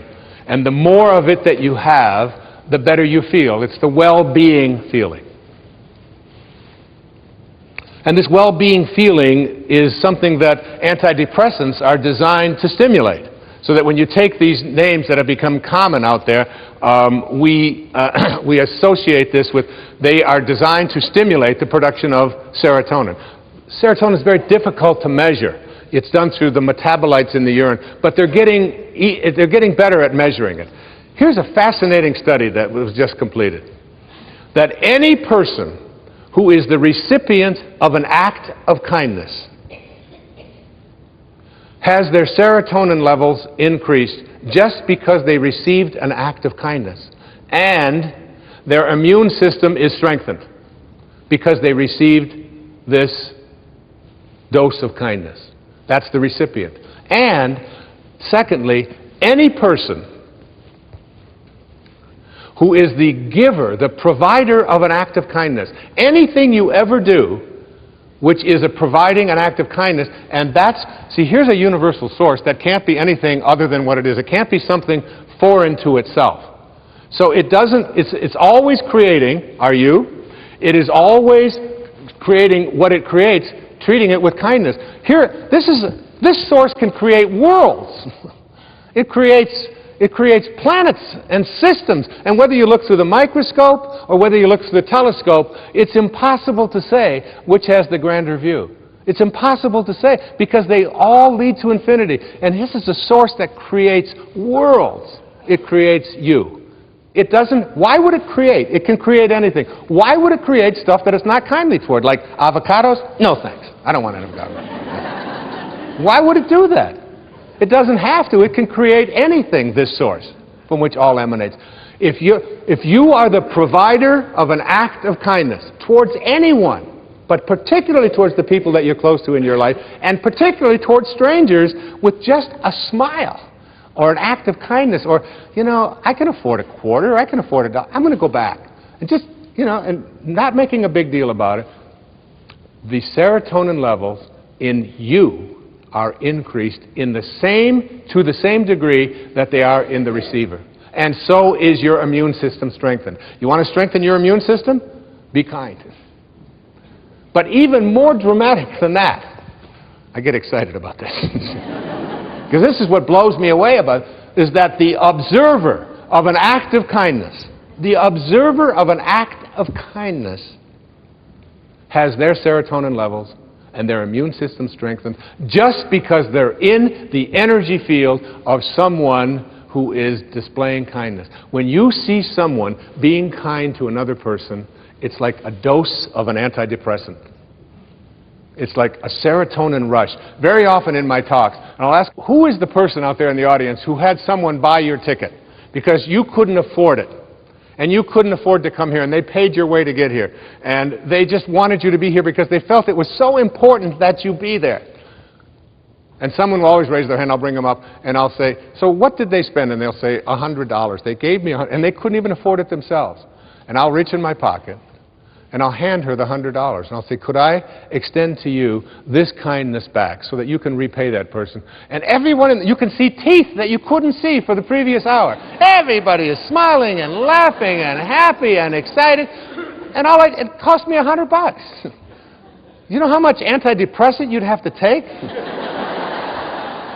That's $10,000 worth of pills. And you got to call your doctor. Do I need the purple one? I want to get some plans. I don't know if I'm going to get... Every act of kindness. Let me share with you a story. It's a story that I included in The Power of Intention. It's a story that I want to share here with you today. It is one of the most beautiful, and it's a true story as well. It goes like this. I call it the Shia story. In Brooklyn, New York, this is titled, Where is God's Perfection? In Brooklyn, New York, CHUSH, C-H-U-S-H, CHUSH is a school that caters to learning disabled children. Some children remain in CHUSH for their entire school career, while others can be mainstreamed into conventional schools. At a CHUSH fundraising event, a dinner, the father of a CHUSH child delivered a speech that would never be forgotten by all who attended. After extolling the school and its dedicated staff, he cried out, "Where is the perfection in my son Shia? Everything God does is done with perfection, but my child cannot remember facts and figures as other children do. Where is God's perfection here?" The audience was shocked by the question and pained by the father's anguish and stilled by the piercing query. "I believe," the father answered, "that when God brings a child like Shia into the world, the perfection that he seeks is in the way people react to this child." He then told the following story about his son Shia. One afternoon, Shia and his father walked past a park where some boys Shia knew were playing baseball. Shia asked his father, "Do you think they'll let me play?" Shia's father knew that his son was not at all athletic and that most boys wouldn't even want him on their team, but Shia's father understood that if his son was chosen to play, it would give him a sense of belonging. And as you know, Maslow's highest level of consciousness is on that pyramid is a feeling of belonging. And Shia never felt that way. Shia's father approached one of the boys on the field and asked if Shia could play. The boy looked around for some guidance from his teammates, and getting none, he took matters into his own hands. And he said, "Well, we're losing by 6 runs, and the game is in the 8th inning. I guess he can be on our team, and we'll try to put him up to bat in the 9th inning." Shia's father was ecstatic as Shia smiled broadly. Shia was told to put on a glove and go out to play in center field. In the bottom of the 8th inning, Shia's team scored a few runs, but they were still behind by 3. In the bottom of the 9th inning, Shaya's team scored again, and now with 2 outs and the bases loaded, Shaya was scheduled to be up with the potential winning run on base. Would the team actually let Shaya bat at this juncture of the game and give away their chance to win? Surprisingly, Shaya was given the bat. Everyone knew that it was all but impossible because Shaya didn't even know how to hold a bat, let alone hit with it. However, as Shaya stepped up to the plate, the pitcher moved in a few steps so he could lob the ball in softly so that Shaya would at least be able to make contact with the ball. The first pitch came in. Shaya swung clumsily and he missed. And then one of Shaya's teammates came up out of the dugout, and together he and Shaya held the bat and faced the opposing pitcher, waiting for the next pitch, the two of them. The pitcher again took in a few more steps toward Shaya so he could toss the ball even more softly. And as the pitch came in, Shaya and his teammate together swung the bat, and together they hit a slow ground ball to the pitcher. The pitcher picked up the soft grounder and could easily have thrown the ball to the first baseman. Shaya would have been out, and that would have ended the game. But instead, the pitcher took the ball and threw it on a high arc to right field, far beyond the reach of the first baseman. Everyone started yelling, "Shaya, Shaya, run to first, run to first." Never in his life had Shaya run to first. He scampered down the baseline, wide-eyed and startled. By the time he reached first base, the right fielder had the ball, and he could have thrown the ball to the second baseman, who would tag out Shaya, who was still running. But the right fielder understood what the pitcher's intentions were. So he threw the ball high and far over the third baseman's head. Everyone yelled, "Run to second, Shaya, run to second." Shaya ran toward second base as the runners ahead of him deliriously circled the bases toward home. As Shaya reached second base, the opposing shortstop ran up to him, turned him in the direction of third base, and shouted, "Run to third, Shaya! Run to third!" As Shaya rounded third, the boys from both teams ran behind him screaming, "Shaya, Shaya, run home, run home!"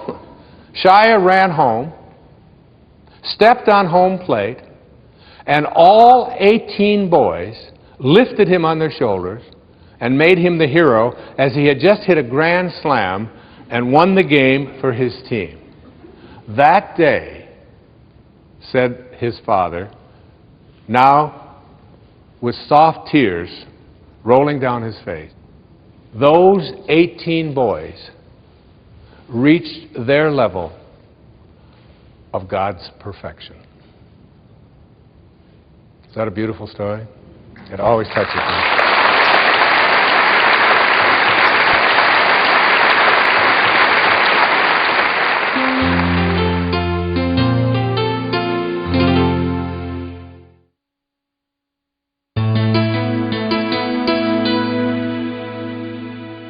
Creativity, kindness, the first two faces of intention. The third face of intention is called simply love. My friend Leo Buscaglia, you remember Leo? Leo, who wrote a book about love and who did many things for public television. 2 days before he died, he wrote me a beautiful letter, and he said, "Wayne, just keep doing what you're doing. You're on the right path." And he said, "The sun is always shining behind the clouds. Stay connected." That was from my friend Leo Buscaglia, who I hardly knew, but he wrote about love, and he talked about it on PBS, many, many years ago, decades ago now. My intention, and I wrote a chapter on this, is called, "It is my intention to respect myself at all times." Your view of the world really depends upon how much you respect yourself. How much love do you have for yourself? When you trust in yourself, you're trusting in the same wisdom that created you. When you fail to trust in yourself, when you fail to love yourself, you are denying your own divinity and therefore attracting the exact opposite of what this source is. This is a source of love. It is a source of great respect. It doesn't create anything that it doesn't have a loving feeling toward. If you don't have that feeling of love toward yourself, you can't extend it outward, for who can give away what they don't have for themselves? Who can do that? I've often used the metaphor of an orange. If you squeeze an orange, you get out of it orange juice. Why? It's an orange. That's what's inside. And when you squeeze you, someone puts pressure on you, says something about you that you don't like, and out of you comes anger and hatred and bitterness and tension and fear and anxiety and depression and worry and stress. It's not because of who did the squeezing. It's not because of the instrument they used or the timing. It has nothing to do with that. It has to do with what's inside. If you don't have love for yourself, you're not trusting in the wisdom that created you. And the idea of being able to respect yourself at all times, how do you go about doing this? You spend your life in a state of cooperation rather than competition. You see yourself as someone who is love in action. It's one of the things that I have written on my return address when I write someone back. It says that it'll have my name and then the address, and it's above my name it says love in action. That's what you have to be, love in action. You suggest to yourself and you say these words to yourself: I am whole, I am perfect as I was created. I am whole and I am perfect as I was created. And I came from a source that not only determined the shape of my eye and the shape of my body and the color of my skin and my height, but I came from a source that had a great idea about who I should be as well. And you sense that. And that cannot be fulfilled, it cannot be actualized, it cannot be created if you are not in a state of love. Now, when are you not in a state of love? Whenever you judge another human being, you do not define them with your judgment. You define yourself as someone who needs to judge. If I call you stupid, that does not make you stupid. That makes me a person who has to put labels on other people. And as Søren Kierkegaard, the great Danish theologian, once said, once you label me, you negate me. Match game. Match game. Are my thoughts in harmony with that source from which I emanated? Because, folks, when they are, the right people will show up. And the right events will transpire. And everything that you need in what Carl Jung called synchronicity, that there is almost like what happens when you are in a state of love and not having resistance to that, there is like a collaboration with fate. So judging anybody else just says, I need to judge. It doesn't make them what they are. And all I can say to you, each and every one of you, about love and loving yourself is this: that true nobility is not about being better than anyone else. It's about being better than you used to be. It's about being better than you used to be. All I can say to you up here as I speak to you now at this age, that I'm not better than one person out there watching or one person here in this beautiful theater. But I know for certain that I'm better than I used to be in almost every, not in almost, in every single way that that can be measured. I know that. I know that as a human being, as a writer, as a father, as a grandfather, as whatever it is that I am in my life, I am better than I used to be. Be love. The fourth face of intention is the face of beauty. Here we have a source. Here we have a source that is ultimate truth. It is the source from which you emanated. It's invisible. It's formless. Particles themselves do not create more particles. You need this to create a particle. And here is one of the most beautiful quotes about beauty, written by one of the people who probably knows as much about beauty as anybody. His name was Michelangelo. I don't know if you've ever been to Florence and you've seen David. I mean, just to stand in the same room. I went there to just look at David. I had no idea that David was 18 feet tall. And that I stood there not for 20 minutes. My whole family went traveling all over Florence. I said, come back. I can't leave. I was mesmerized by the beauty. And I always loved what Michelangelo said when they asked him, how could, out of one piece of marble, how could you create something so beautiful? And he said, David was already in there. I just chipped away the excess. David is in you. Beauty is in you. And here's what he said about beauty. He said, every beauty which is seen here below, down here below, by persons of perception resembles more than anything else that celestial source from which we all come. Isn't that great? Every beauty that we see resembles more than anything else that source. We're talking about source, connecting to source, from which we all come. Do you see beauty? Do you see it more or less in your life? Can you find it in a homeless person urinating on the street? Can you find beauty in a cockroach? As you reach higher levels of consciousness, you begin to see, not only do you see beauty everywhere and in everything, you begin to recognize it as truth. One of my favorite quotes that I wrote about, and years ago I wrote a book called Wisdom of the Ages. And it was a collection of 60 essays. We did a public television special on it, and many of you watched it and contributed to PBS from it.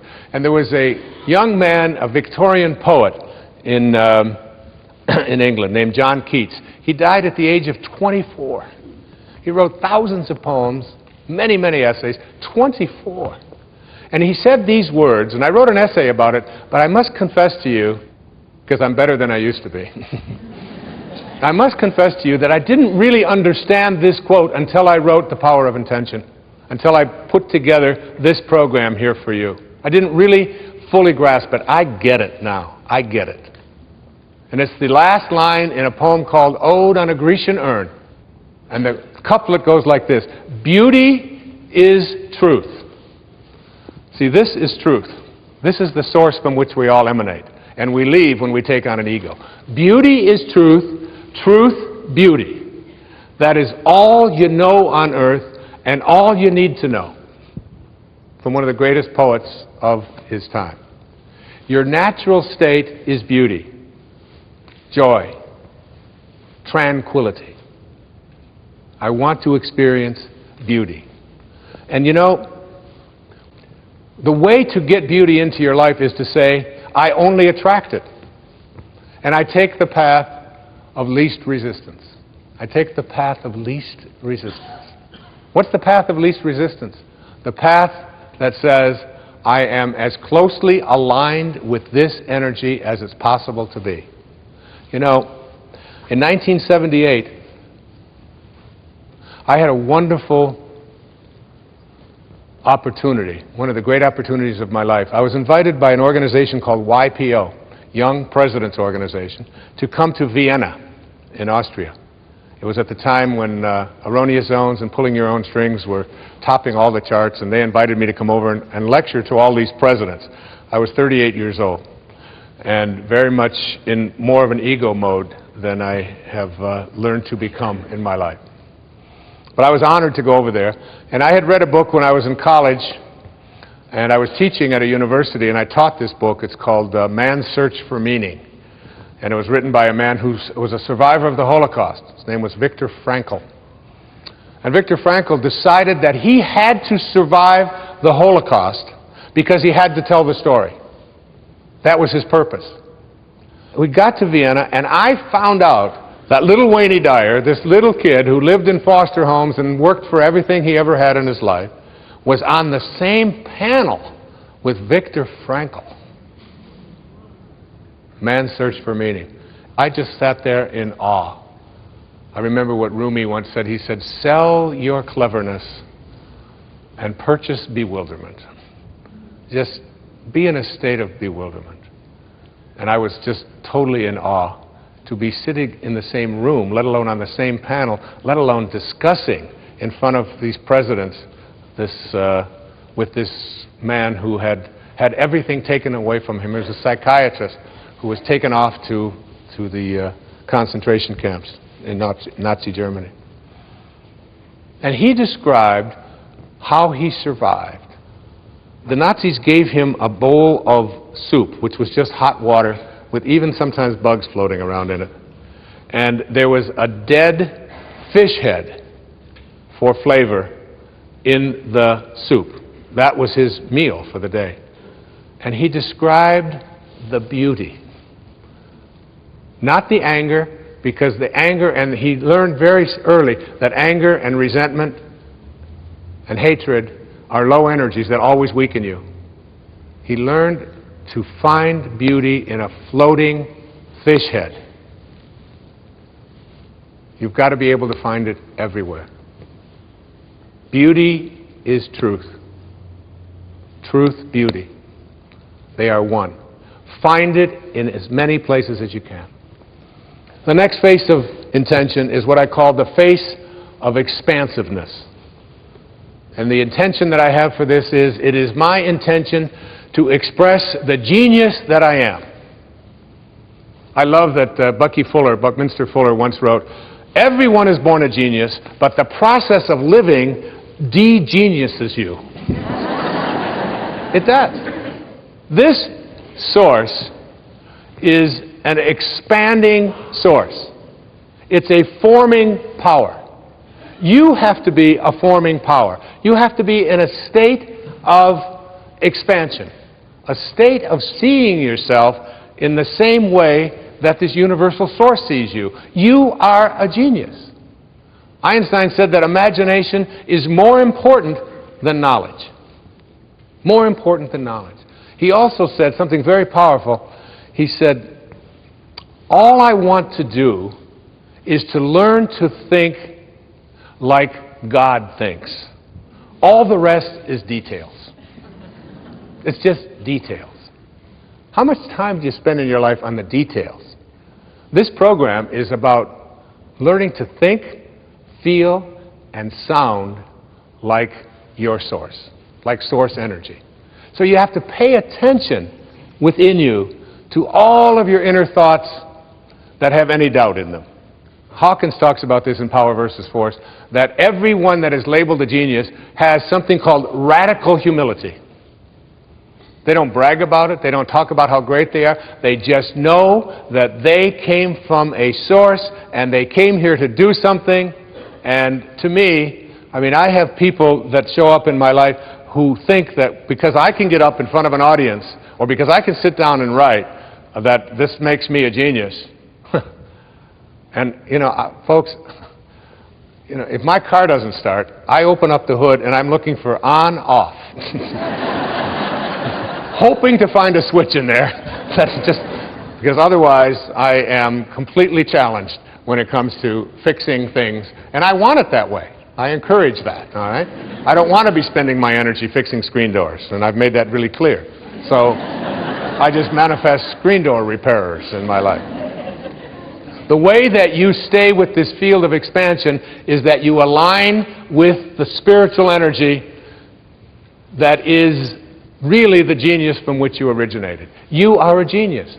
One of the most important things that you can do is look for the genius in others. See it in everyone, in everything that they do, and remind them of that. I have 8 children. Every single one of them is a genius in their own way. Every one of them. One of my daughters is, who you'll be hearing in a few moments, is a genius when it comes to taking the microphone and singing. One of my daughters has such power in her ability to get on a horse and to take little children and to show them how to ride a horse. And she looks with her long, flowing blonde hair when she's out there, and she takes these little children, and she just touches my heart, and it's so powerful. And she knows that this is her purpose. Her purpose has something to do. She can't ever stop thinking about anything that doesn't have something to do with horses. Every paper she ever had to write in school has something to do with that. She's her own little genius. I have a son who is who's a surfer, and who's also made up his own language. He speaks a language that he and a few of his friends can do. And I have a brother. My brother David is the same way. He created a language when we were 13 and 14 years old, and I still speak it today. And nobody else understands anything about it whatsoever. If I say Clodopole, Dipeka, or the Beatty Banal, only my kids will know what I'm talking about. There's not a person in the whole country. My brother Dave, watching this, he'll know what I'm talking about. That's a genius. All of my children have this in one form or another. And each and every one of you have that as well. Don't let life de-genius you. You came from a source that creates perfection.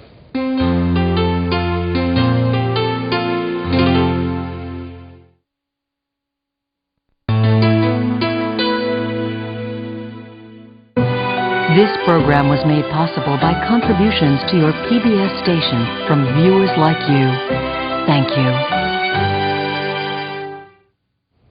The next face of intention is called the face of abundance.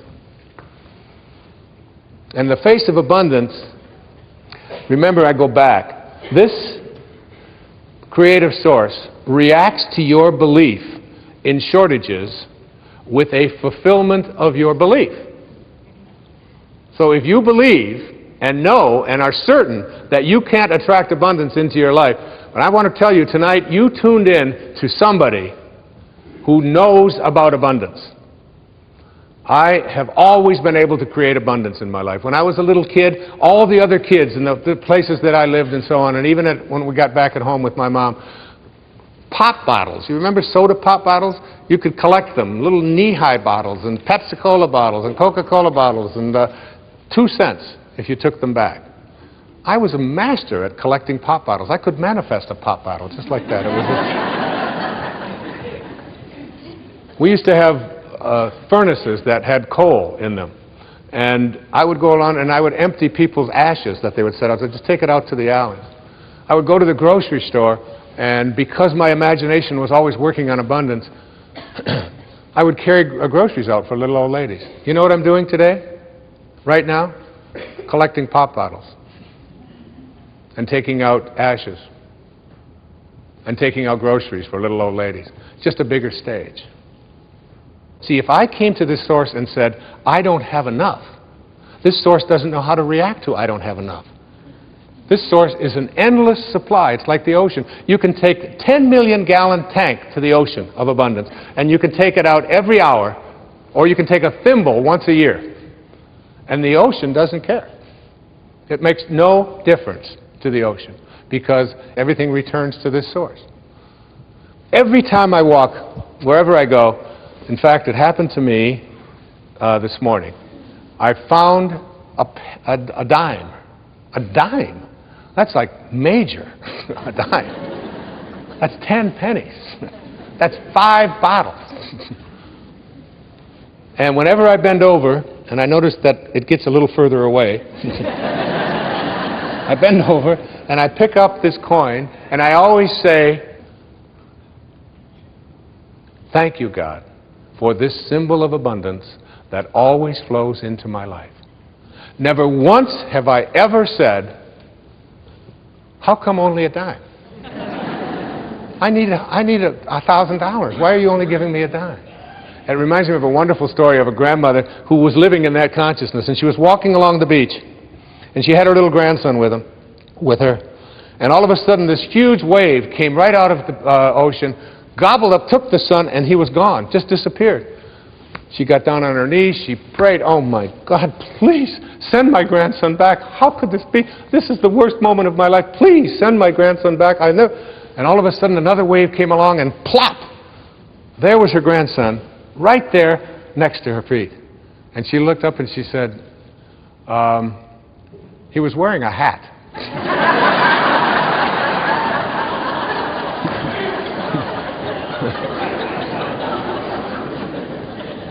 The face of abundance is like you have to come to this source not with what is missing, because it doesn't know. There's nothing missing. This source, which is the source of all, doesn't know about what's missing. When you say, please give me what is missing, it'll just reaffirm your belief in things being missing. You have to come to this source by being abundant, by being in a state of gratitude, by being thankful for all that you are and seeing yourself as attracting more and more of that and being willing to give it away. The final face of these phases, the seventh face of intention, is what I call the face of receptivity. It is my intention to attract ideal people and ideal relationships into my life. This universal source is what I call an equal opportunity provider. It knows nothing about not being receptive. It doesn't show up in you and not in you. It isn't anything that would judge one as better than the other. Are you receptive? Are you receptive to everyone? And you know, this works so well. My secretary and I, Maya, who's sitting up here in the box, who's been with me for 25 years. I can't shake her. As much magic as I try, she just keeps showing up. I couldn't do it without her. And we were leaving for a talk in Chicago, I believe it was, from Florida. And we had 7 boxes of books to take with us on the plane. This was in the days when you could take what you wanted on a plane. And we were scheduled out on one airline that I was a platinum something or other on, and we found out that the flight was canceled. And they had already checked the boxes in, and then they sent us to another airline at the other end of the terminal. So we wheel up there, we go up there with the 7 boxes, and she's up there, and this woman's got a scowl on her face at this new airline. And almost as if she was saying, you won't be getting these boxes on this plane. And she was determined that that was not receptive to this idea whatsoever. Now, my way I handle these kinds of things in my life is by every time, if I meet a surly waitress or a surly waiter, or if I meet someone who, when I'm checking into a hotel, is giving me a hard time, to me this is just a wonderful opportunity to practice the power of intention. Can I be receptive to this person and have them eating out of my hand in no time at all? And it isn't by being phony or artificial, it's by trusting that if I'm receptive to this person, if I'm sending love to this person, if I'm sending kindness, if I am being what my source is, if I am in harmony, in rapport with source energy, then I can create an ally. So my secretary was about to, and I just said, Maya, don't say a word. And I went up to the woman and I just started talking to her, and because I knew, I could just tell by her body language that she was about to tell me, you're only going to be able to take 2 boxes with you for each person and you're going to have to leave 3 here. But that just wasn't on my agenda whatsoever. And I reached into my briefcase and I took out a book and I signed it. I said, I'd really like you to have this. I appreciate you putting us on your flight. And I started talking to her in this really kind of way, and I said, it's just, we just missed this other flight. I've got to give a talk up here in Chicago. And I extended as much kindness as I possibly could. I was totally receptive and open to her. And by the time this encounter ended, she was asking, don't you have any more boxes? Isn't there something else that you'd like to ship? Do you want to ship one of your kids? We can... And upgraded us to first class, gave us everything that we could possibly have wanted, and it was all because of being receptive to her, having this space of receptivity. When you have receptivity, when you are practicing infinite patience, when you are being the kind of person you wish to attract, you have to want it more for others than you do for yourself. You have to see yourself already as connected to the right person. See yourself from the end. and see yourself as having all of the right people showing up. Act as if they're already here, because that's what the source is. And they are already here. I'm telling you, when I'm writing and I'm in the space that I'm defining here right now and speaking about right here, when I'm in this space, I want to tell you, ladies and gentlemen, that everybody shows up that I need. And it almost gets to a point where I get befuddled by it, how beautiful and blissfully it works. I'm even befuddled by you all showing up. We just put a little notice out there and said, come to Boston. Please come to Boston. Isn't that a song? And you all did. Thousands of you. Look at you, all over the place. This beautiful place and these lobbies and going all the way up into, there's people up there, you're 1,000 miles away. You're all here.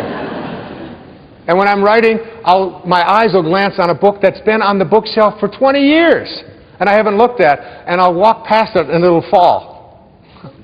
What is that? And I'll pick it up, and it's exactly what I needed. The phone will ring, and the exact right person will show up. When you're in this place of being receptive, kind, loving, beauty, abundance, when you're in this place, the universe conspires with you to create the right people, the right things. It all shows up. It's not your ego. I don't do it. It's called surrender. It's called, in the recovery movement, we call this letting go and letting God. Just letting go. You have a senior partner, if you knew, who walked beside you at all times on this path that you've chosen. You could never have another doubt that this would work. And I'm telling you, you tuned in today on this PBS show to listen to somebody who has believed. Not only do I believe in this and write about it, speak about it, I live it every day of my life. It always works. When I sat down to write this book, The Power of Intention, I had no idea what Chapter 2 was going to be when I wrote Chapter 1. I only had the quotes that I gave at the beginning of the show from Max Planck and Carlos Castaneda. That's all I had. Chapter 2 unfolded, Chapter 3, and then one day, the exact second half of the entire book, all of these intentions, it all just flowed, as did this show. It all works in perfect harmony. Back in the 13th century, there was a man his name was Francesco, and we named the city of San Francisco for this little monk. He gave up all of his worldly possessions, and he provided us with a message.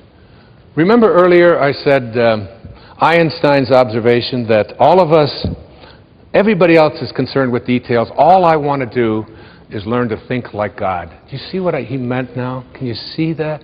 He wants to think and sound and feel like his source. Well, Francesco, who later became known as St. Francis of Assisi, a place where I've visited many times and feel a very deep and powerful connection.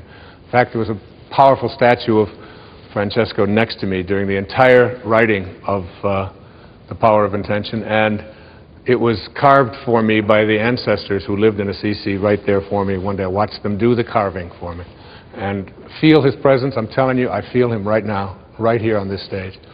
And I asked Skyzy, who I talked to you about earlier, if she would just come out, and what she is going to sing to you a cappella is the words of this little man who are, as you listen to the words, I'd like you to remember, it is your way of connecting to intention.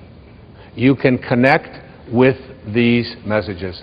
My beautiful daughter, who I'm honored to have here on the stage with me, come out here, sweetheart. Her name is Sky Dyer. Look at this.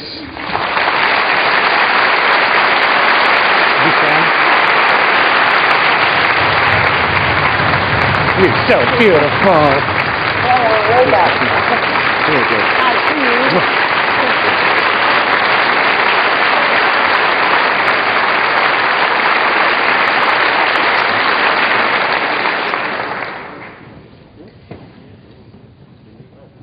Make me a channel of your peace. Where there is hatred, let me bring your love. Where there is injury, your pardon, love. And where there's doubt, without true faith in you. Make me a channel of your peace. Where there's despair in life, let me bring hope. Where there's darkness, only light. And where there's sadness, ever joy. O Master, grant that I may never seek so much to be consoled as to console, to be understood as to understand, to be loved as to love with all my soul. Make me a channel of your peace. It is in pardoning that we are pardoned, love, in giving of ourselves that we receive, and in dying we are born to eternal life. O Master, grant that I may never seek so much to be consoled as to console, to be understood as to understand, to be loved as to love with all my soul. Make me a channel of your peace. It is in pardoning that we are pardoned, love, in giving of ourselves that we receive, and in dying we are born to eternal life. Thank you.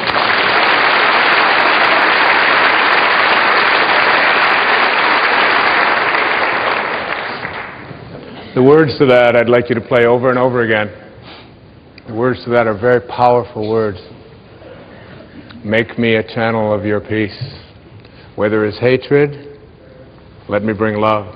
Where there is injury, pardon. Where there is doubt, faith. Where there is despair, hope. Where there is sadness, joy. It's not a prayer. It's not a religious statement. It is a beautiful technology for teaching us to bring the presence of higher, spiritual, divine, organizing intelligence to the presence of every energy that is not of this source. Every energy of hatred, anger, fear, worry. And we need it in the world more than we've ever needed it before.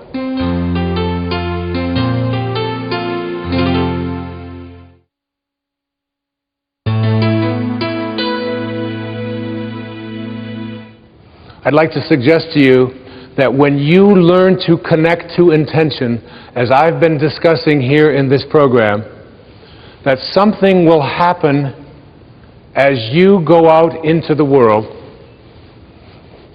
You will find that your presence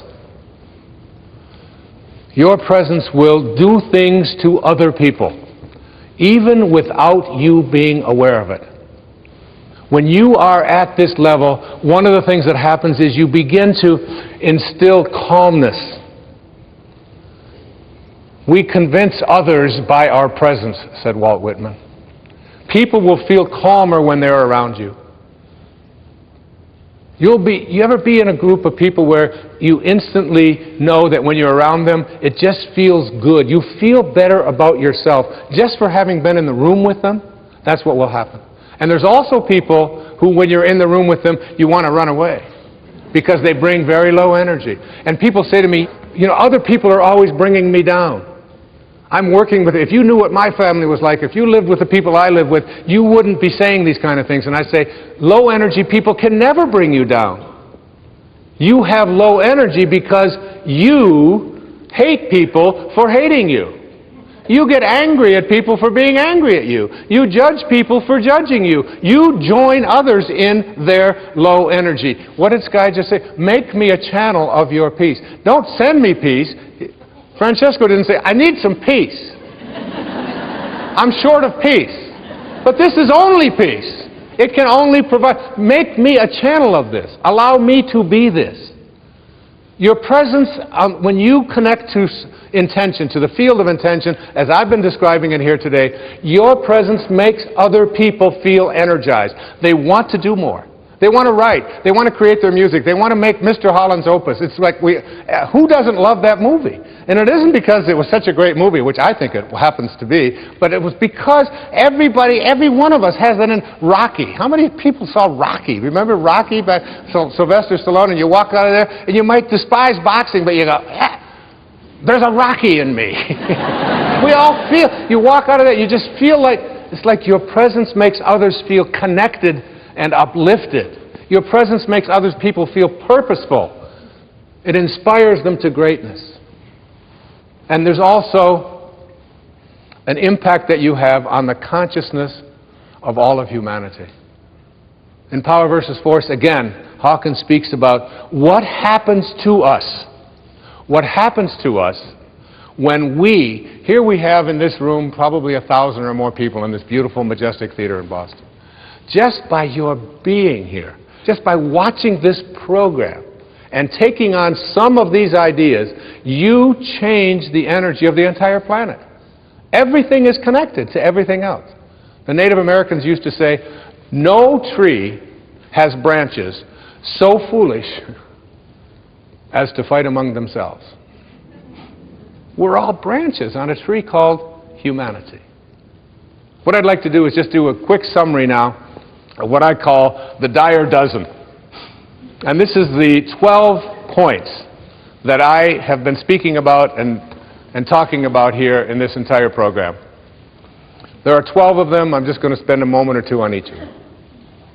If you want to jot these down while you're watching,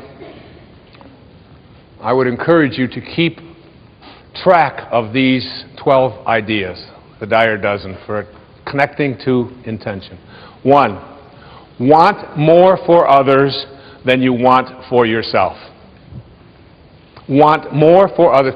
Whatever it is that you perceive to be missing, whatever health problems that you may have, whatever addictions you're struggling with, whatever lack of love that you have in your life, whatever lack of peace that you have with your aunts and your uncles or your parents or your in-laws, want the peace that you seek for yourself more for them. Want it more for them. That is how we create this level of consciousness. Secondly, think from the end. Begin to see yourself surrounded by the people and the events and the things that you would like to have. Only see yourself. You're having a problem with an addiction, see yourself as addiction-free. See yourself, if there's a car that you want. My son was perfect at this, Sans. I mean, he's just so good at this. Because there's a certain car that he wanted. It's yellow. And he didn't just bug me about it every day, which they all do. And all kids will do that. But he saw himself. He got a picture of it. He put it on his computer. It's the background of his computer, this yellow whatever it is. All right? I call it the school bus. I told him I was going to put cab fares on the side of it, but that's what he wanted. Huh? And then he saw him, and then he went down and he drove it. And it was a used car, and he got on the internet, and he just saw himself in it. He couldn't not see himself in it. You know, we call this just persistence and being a pain in the rear end oftentimes, but it's not that at all. What it is young people have this instant knowing and awareness that I can create what I want for myself in my life, and the way that I do it is I act as if it's already here. And almost like they won't be denied it. That's what intention is. It's not that pit bull attitude. It's that awareness that I am thinking from the end. It's already here, because everything that you think is missing from your life is already here. The third of these dozen is to be an appreciator in your life. Be an appreciator. Look for that which is valuable rather than worthless. Look, you go out and you buy a house, and 10 years later we say it appreciates in value. What does that mean? What does it mean that a house appreciates? It is more what? Valuable. It's more same thing with you. If you're an appreciator, you have more value. Now you buy a car, you drive it off of the lot, and they say, well, it just depreciated by 20%. What does that mean? It is not as valuable as it was before. When you depreciate, you take your value away. When you appreciate, you make yourself valuable. What could be more valuable than being connected to Source? 4, stay in rapport with Source energy. Stay in rapport. Your job here is to be in a state of harmony with this. Constantly reminding yourself, is this how my Source thinks? 5, resistance. Understand this about resistance. Every thought that you have that is other than that which you emanated from is resistance. Every unkind thought, every uncreative thought, every thought of judgment, every thought of fear, every thought of depression, every thought of it can't happen, all resistance. So if you say, well, easy for him, he can talk about this, but I can't, that's resistance. You're right, absolutely. Even if you think all of this is a bunch of nonsense, you're absolutely right. You're absolutely, because for you, that's what you believe. And if you believe that, the universal Source will help you to fulfill that belief. 6th is what I talked about many times in the program. Contemplate yourself as surrounded by the conditions which you want to produce. Contemplate yourself that. Because the way you are one with Source. You are always one with Source. You are one with all of its principles, all of those phases. You are one with it. It can't be anything other than it is. Neither can you. 7, understand the art of allowing. Allowing means taking the path of least resistance. Every time you have a thought that has resistance in it, what you have done is you have created an absence of allowing. You have to almost think like, here I am here, and here's Source. How much energy can I pull from it? How much energy can I pull from it? Are you pulling energy from Source, or are you away from it? Allowing. Allow yourself. 8, practice radical humility. You are not this body that you are in. You are not this mind that you are in. You are not any of the possessions that you have. You are a divine Source. 9, be in a constant state of gratitude. Be grateful for everything that shows up. Everything. Stay in a state of being generous and grateful in your life. Because what could be more generous than that which has allowed you to come from the infinite Source to this material world and back? 10, keep in mind that you can never resolve a problem by condemning it. Any problem that you have, when you use shame, you are using the lowest energy that's out there in the universe. You cannot shame your way into higher consciousness, into Source energy. 11, play the match game. Play the match game. Always ask yourself, am I matched up with the field of intention? And finally, meditate. Make it a practice in your life. Meditation is essential because it is your way of staying connected to Source. What is the only thing in the universe that can't be divided? You cannot divide God.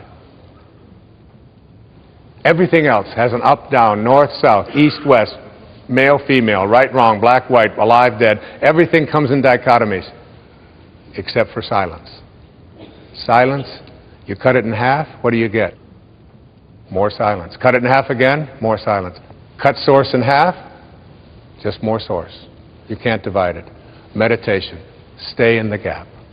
I'd like to close out this program on the power of intention with a story that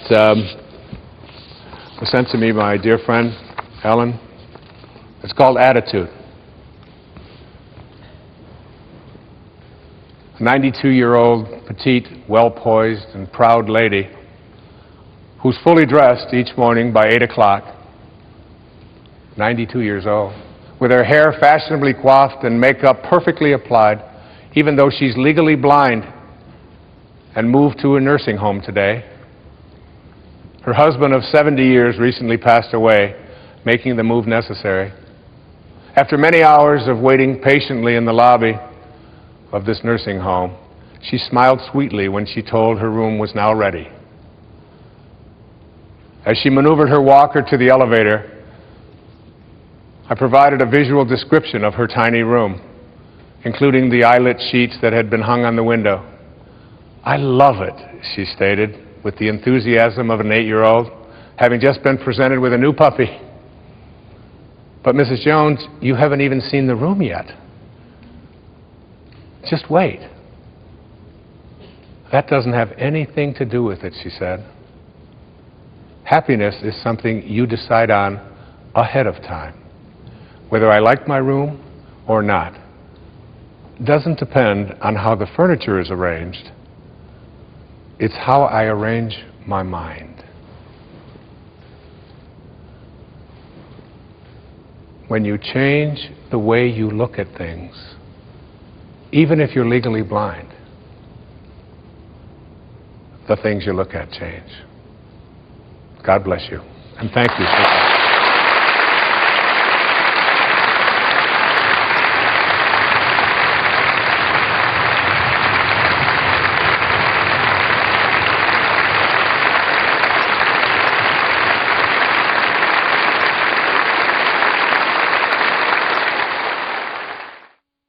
Next, a special bonus segment. For the first time in 20 years, Dr. Dyer speaks about the profound and very personal event that transformed his own life.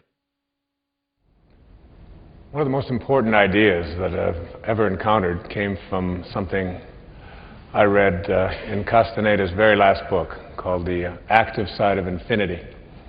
In The Power of Intention, I wrote an entire chapter on you and your role with infinity.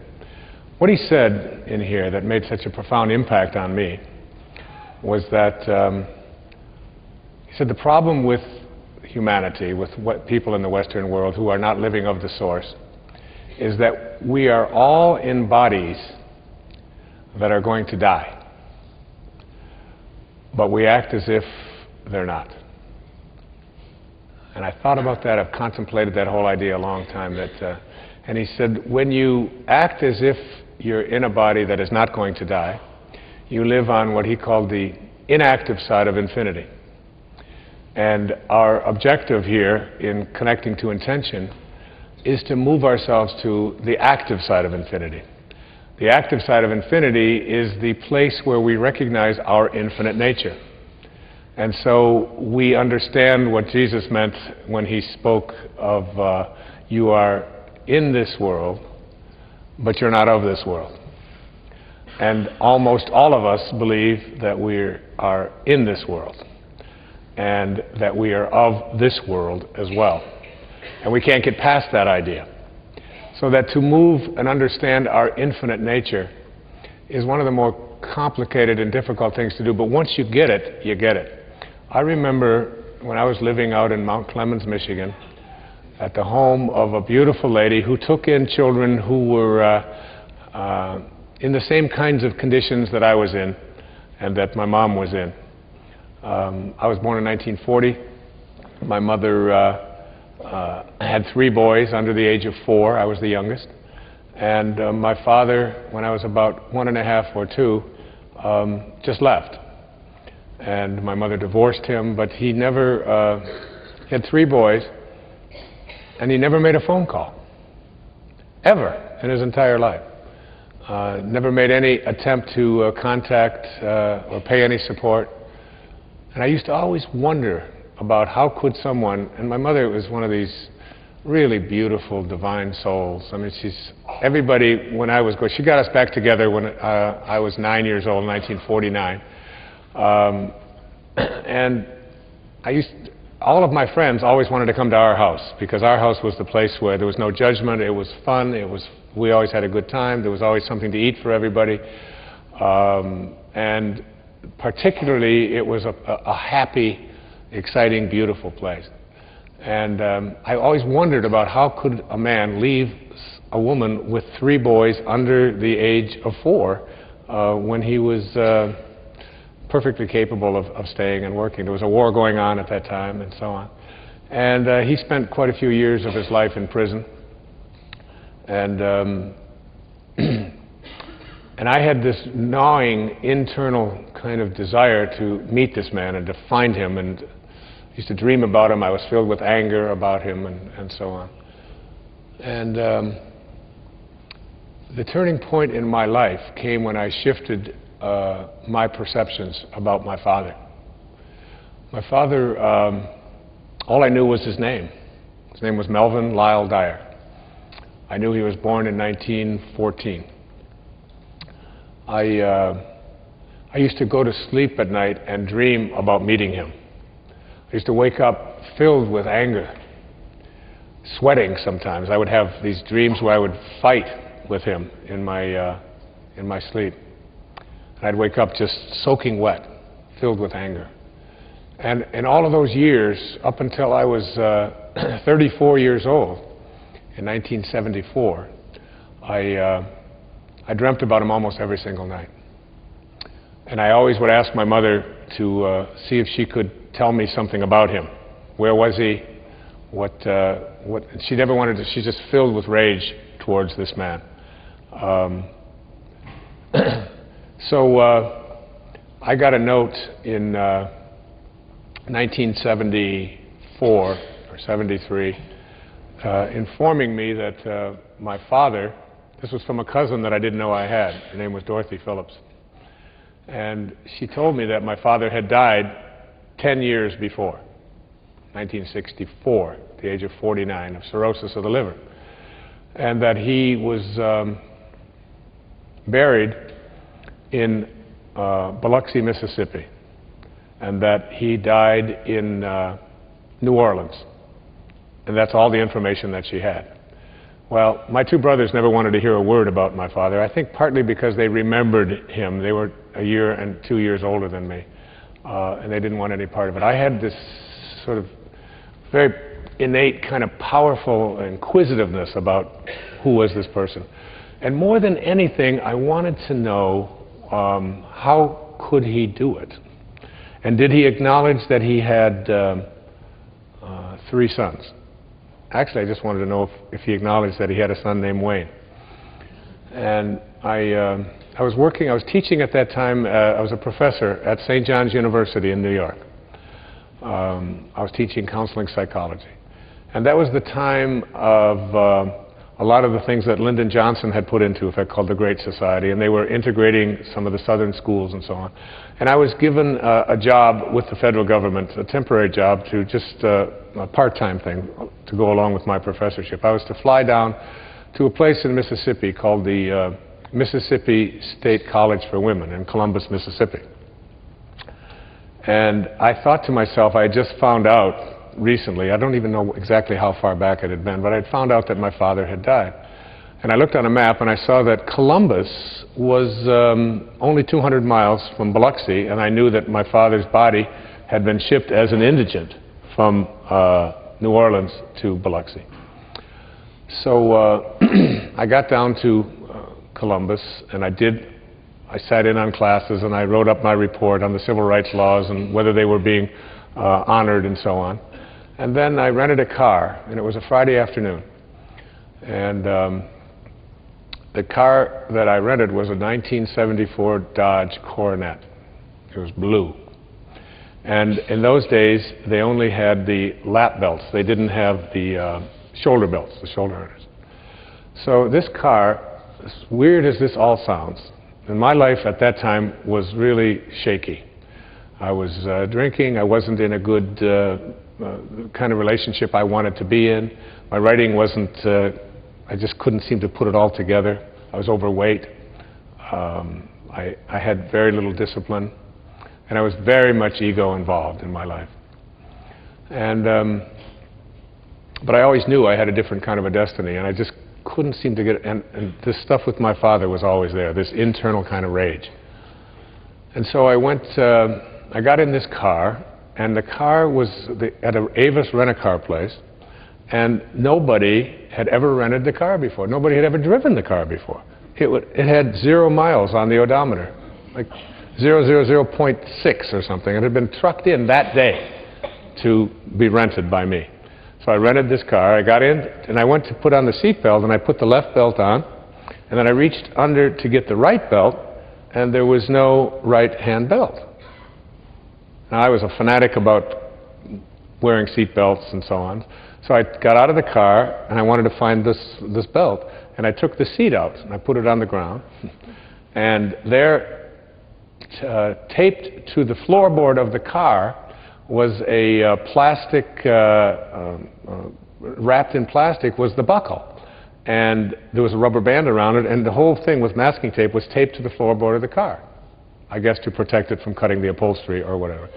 So I took the stuff out, I took the rubber band off, I got the whole thing out, I put it up, put the seat in, reached in to put the buckle on, and inside of the buckle, there's a business card in this brand new car. And I looked at the card, and it said, Candlelight Inn, Biloxi, Mississippi. And on the back, there was a map imprinted on how to get to this Candlelight Inn. And I just had one of those flashing kinds of strange moments and said, that's weird. But I didn't think any more about it. I just put it in. I said, somebody at the factory, whatever it is. And I put it in my pocket. I said, but I'm going to Biloxi. So I drove to Biloxi. It was a Friday afternoon, and at the end of August. And I pulled into the outskirts of Biloxi. Welcome to Biloxi. And I pulled over, and there was a gas station there. I drove into the gas station. There was a telephone with yellow pages. And I went and looked up cemeteries. It's the only clue I had. And there were 3 listings, 2 very large listings and 1 real small minor listing. So I called the 2. There was no answer at the first. Nobody answered at the cemetery. Second one I called was busy. So I called this tiny little number, and this man came on. And I said, and he had a southern drawl, and I said, I'm calling to find out if there's a Melvin Lyle Dyer who died in 1964. I believe that was the exact date. And would he be buried at your cemetery? And he said, well, this isn't really a cemetery, but they do bury people here. He said, I'll check. And he was gone for at least 10 minutes. And he came back, and he was rifling through Coca-Cola boxes that they had brought Coca-Cola, and this is how they filed things in Mississippi in those days. And he said, I found your father's record. He was buried here in 1964. I said, well, I'm on a journey as my father. I've been searching for my father for my whole life. I would just like to go to, where he's buried. He said, well, it's not really a funeral home. He said, your father is buried on the grounds of the Candlelight Inn. True story. So I reached in my pocket, and I said, I've got a map. And I drove to this little place. This was like the turning point in my life, and when I began to believe in the active side of infinity. And I went to this little marker on the ground. There wasn't even a gravestone there, just a little marker. And it said Melvin Lyle Dyer. I'm not exactly sure of these dates, but I'm pretty sure it's 1914, 1964. And I stood there, and when I went in, the man said, well, he said, you can leave. When you do, just put the chain up over the fence and over the driveway with it. And I said, okay. And I was there. It was about 5:15 or so. And I stayed there for almost 3 hours. It was dark now. It was 8 o'clock. And I just cursed at my father. And I just stomped on the ground. And I just said, how could you have done this? And what was in your mind? And how could you just leave? And why didn't you ever call? And what? It was like this tearful, very powerful turning point. Peak experience in my life. And then something came over me, and I remember what Mark Twain said about forgiveness. He said, forgiveness is the fragrance that the violet sheds on the heel that has crushed it. And something came over me that had never come over me before, and I said to my father, I forgive you. I don't know why. I said, from this moment on, for the rest of my life, I will send you love. I will only see you in a loving light. And I put the chain up, I drove out, and I went home. I flew back up to New York, took a very brief sabbatical of about 2 weeks, and I went down to a place in Fort Lauderdale, Florida, called the Spindrift Motel. I checked in, and I wrote a book called Your Erroneous Zones. Today, there are 32 million copies of that book in 48 languages, and I wrote it in less than 2 weeks, beginning to end. When I left there, I started running. And I started a running streak shortly after that that went for 22 years without missing a day, 8 miles every day. I quit drinking.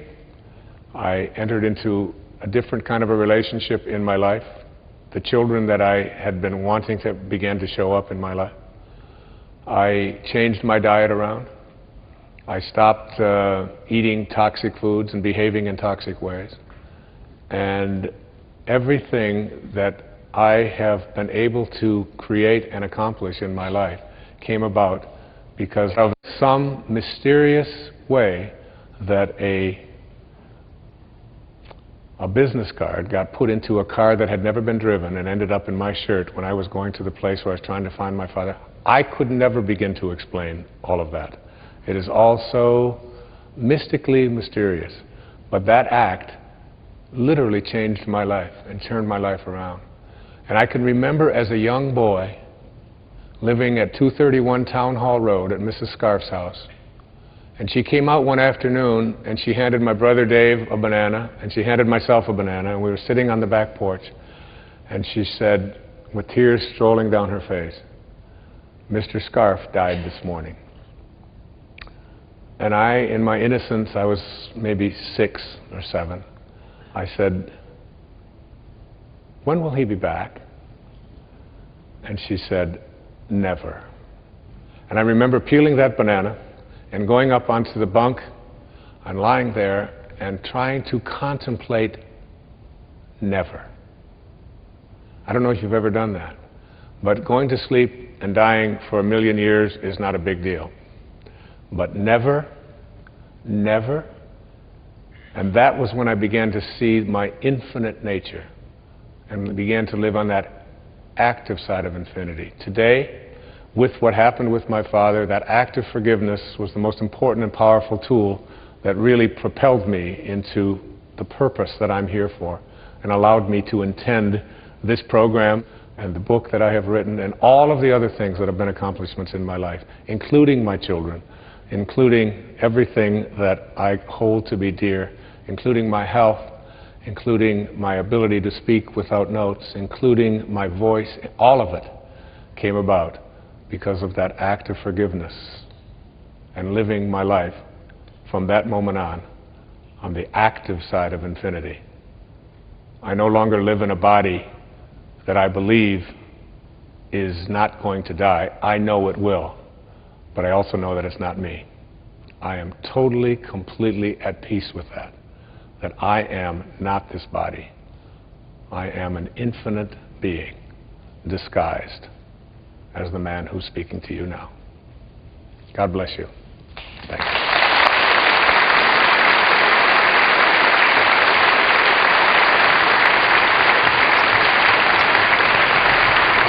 Thank you.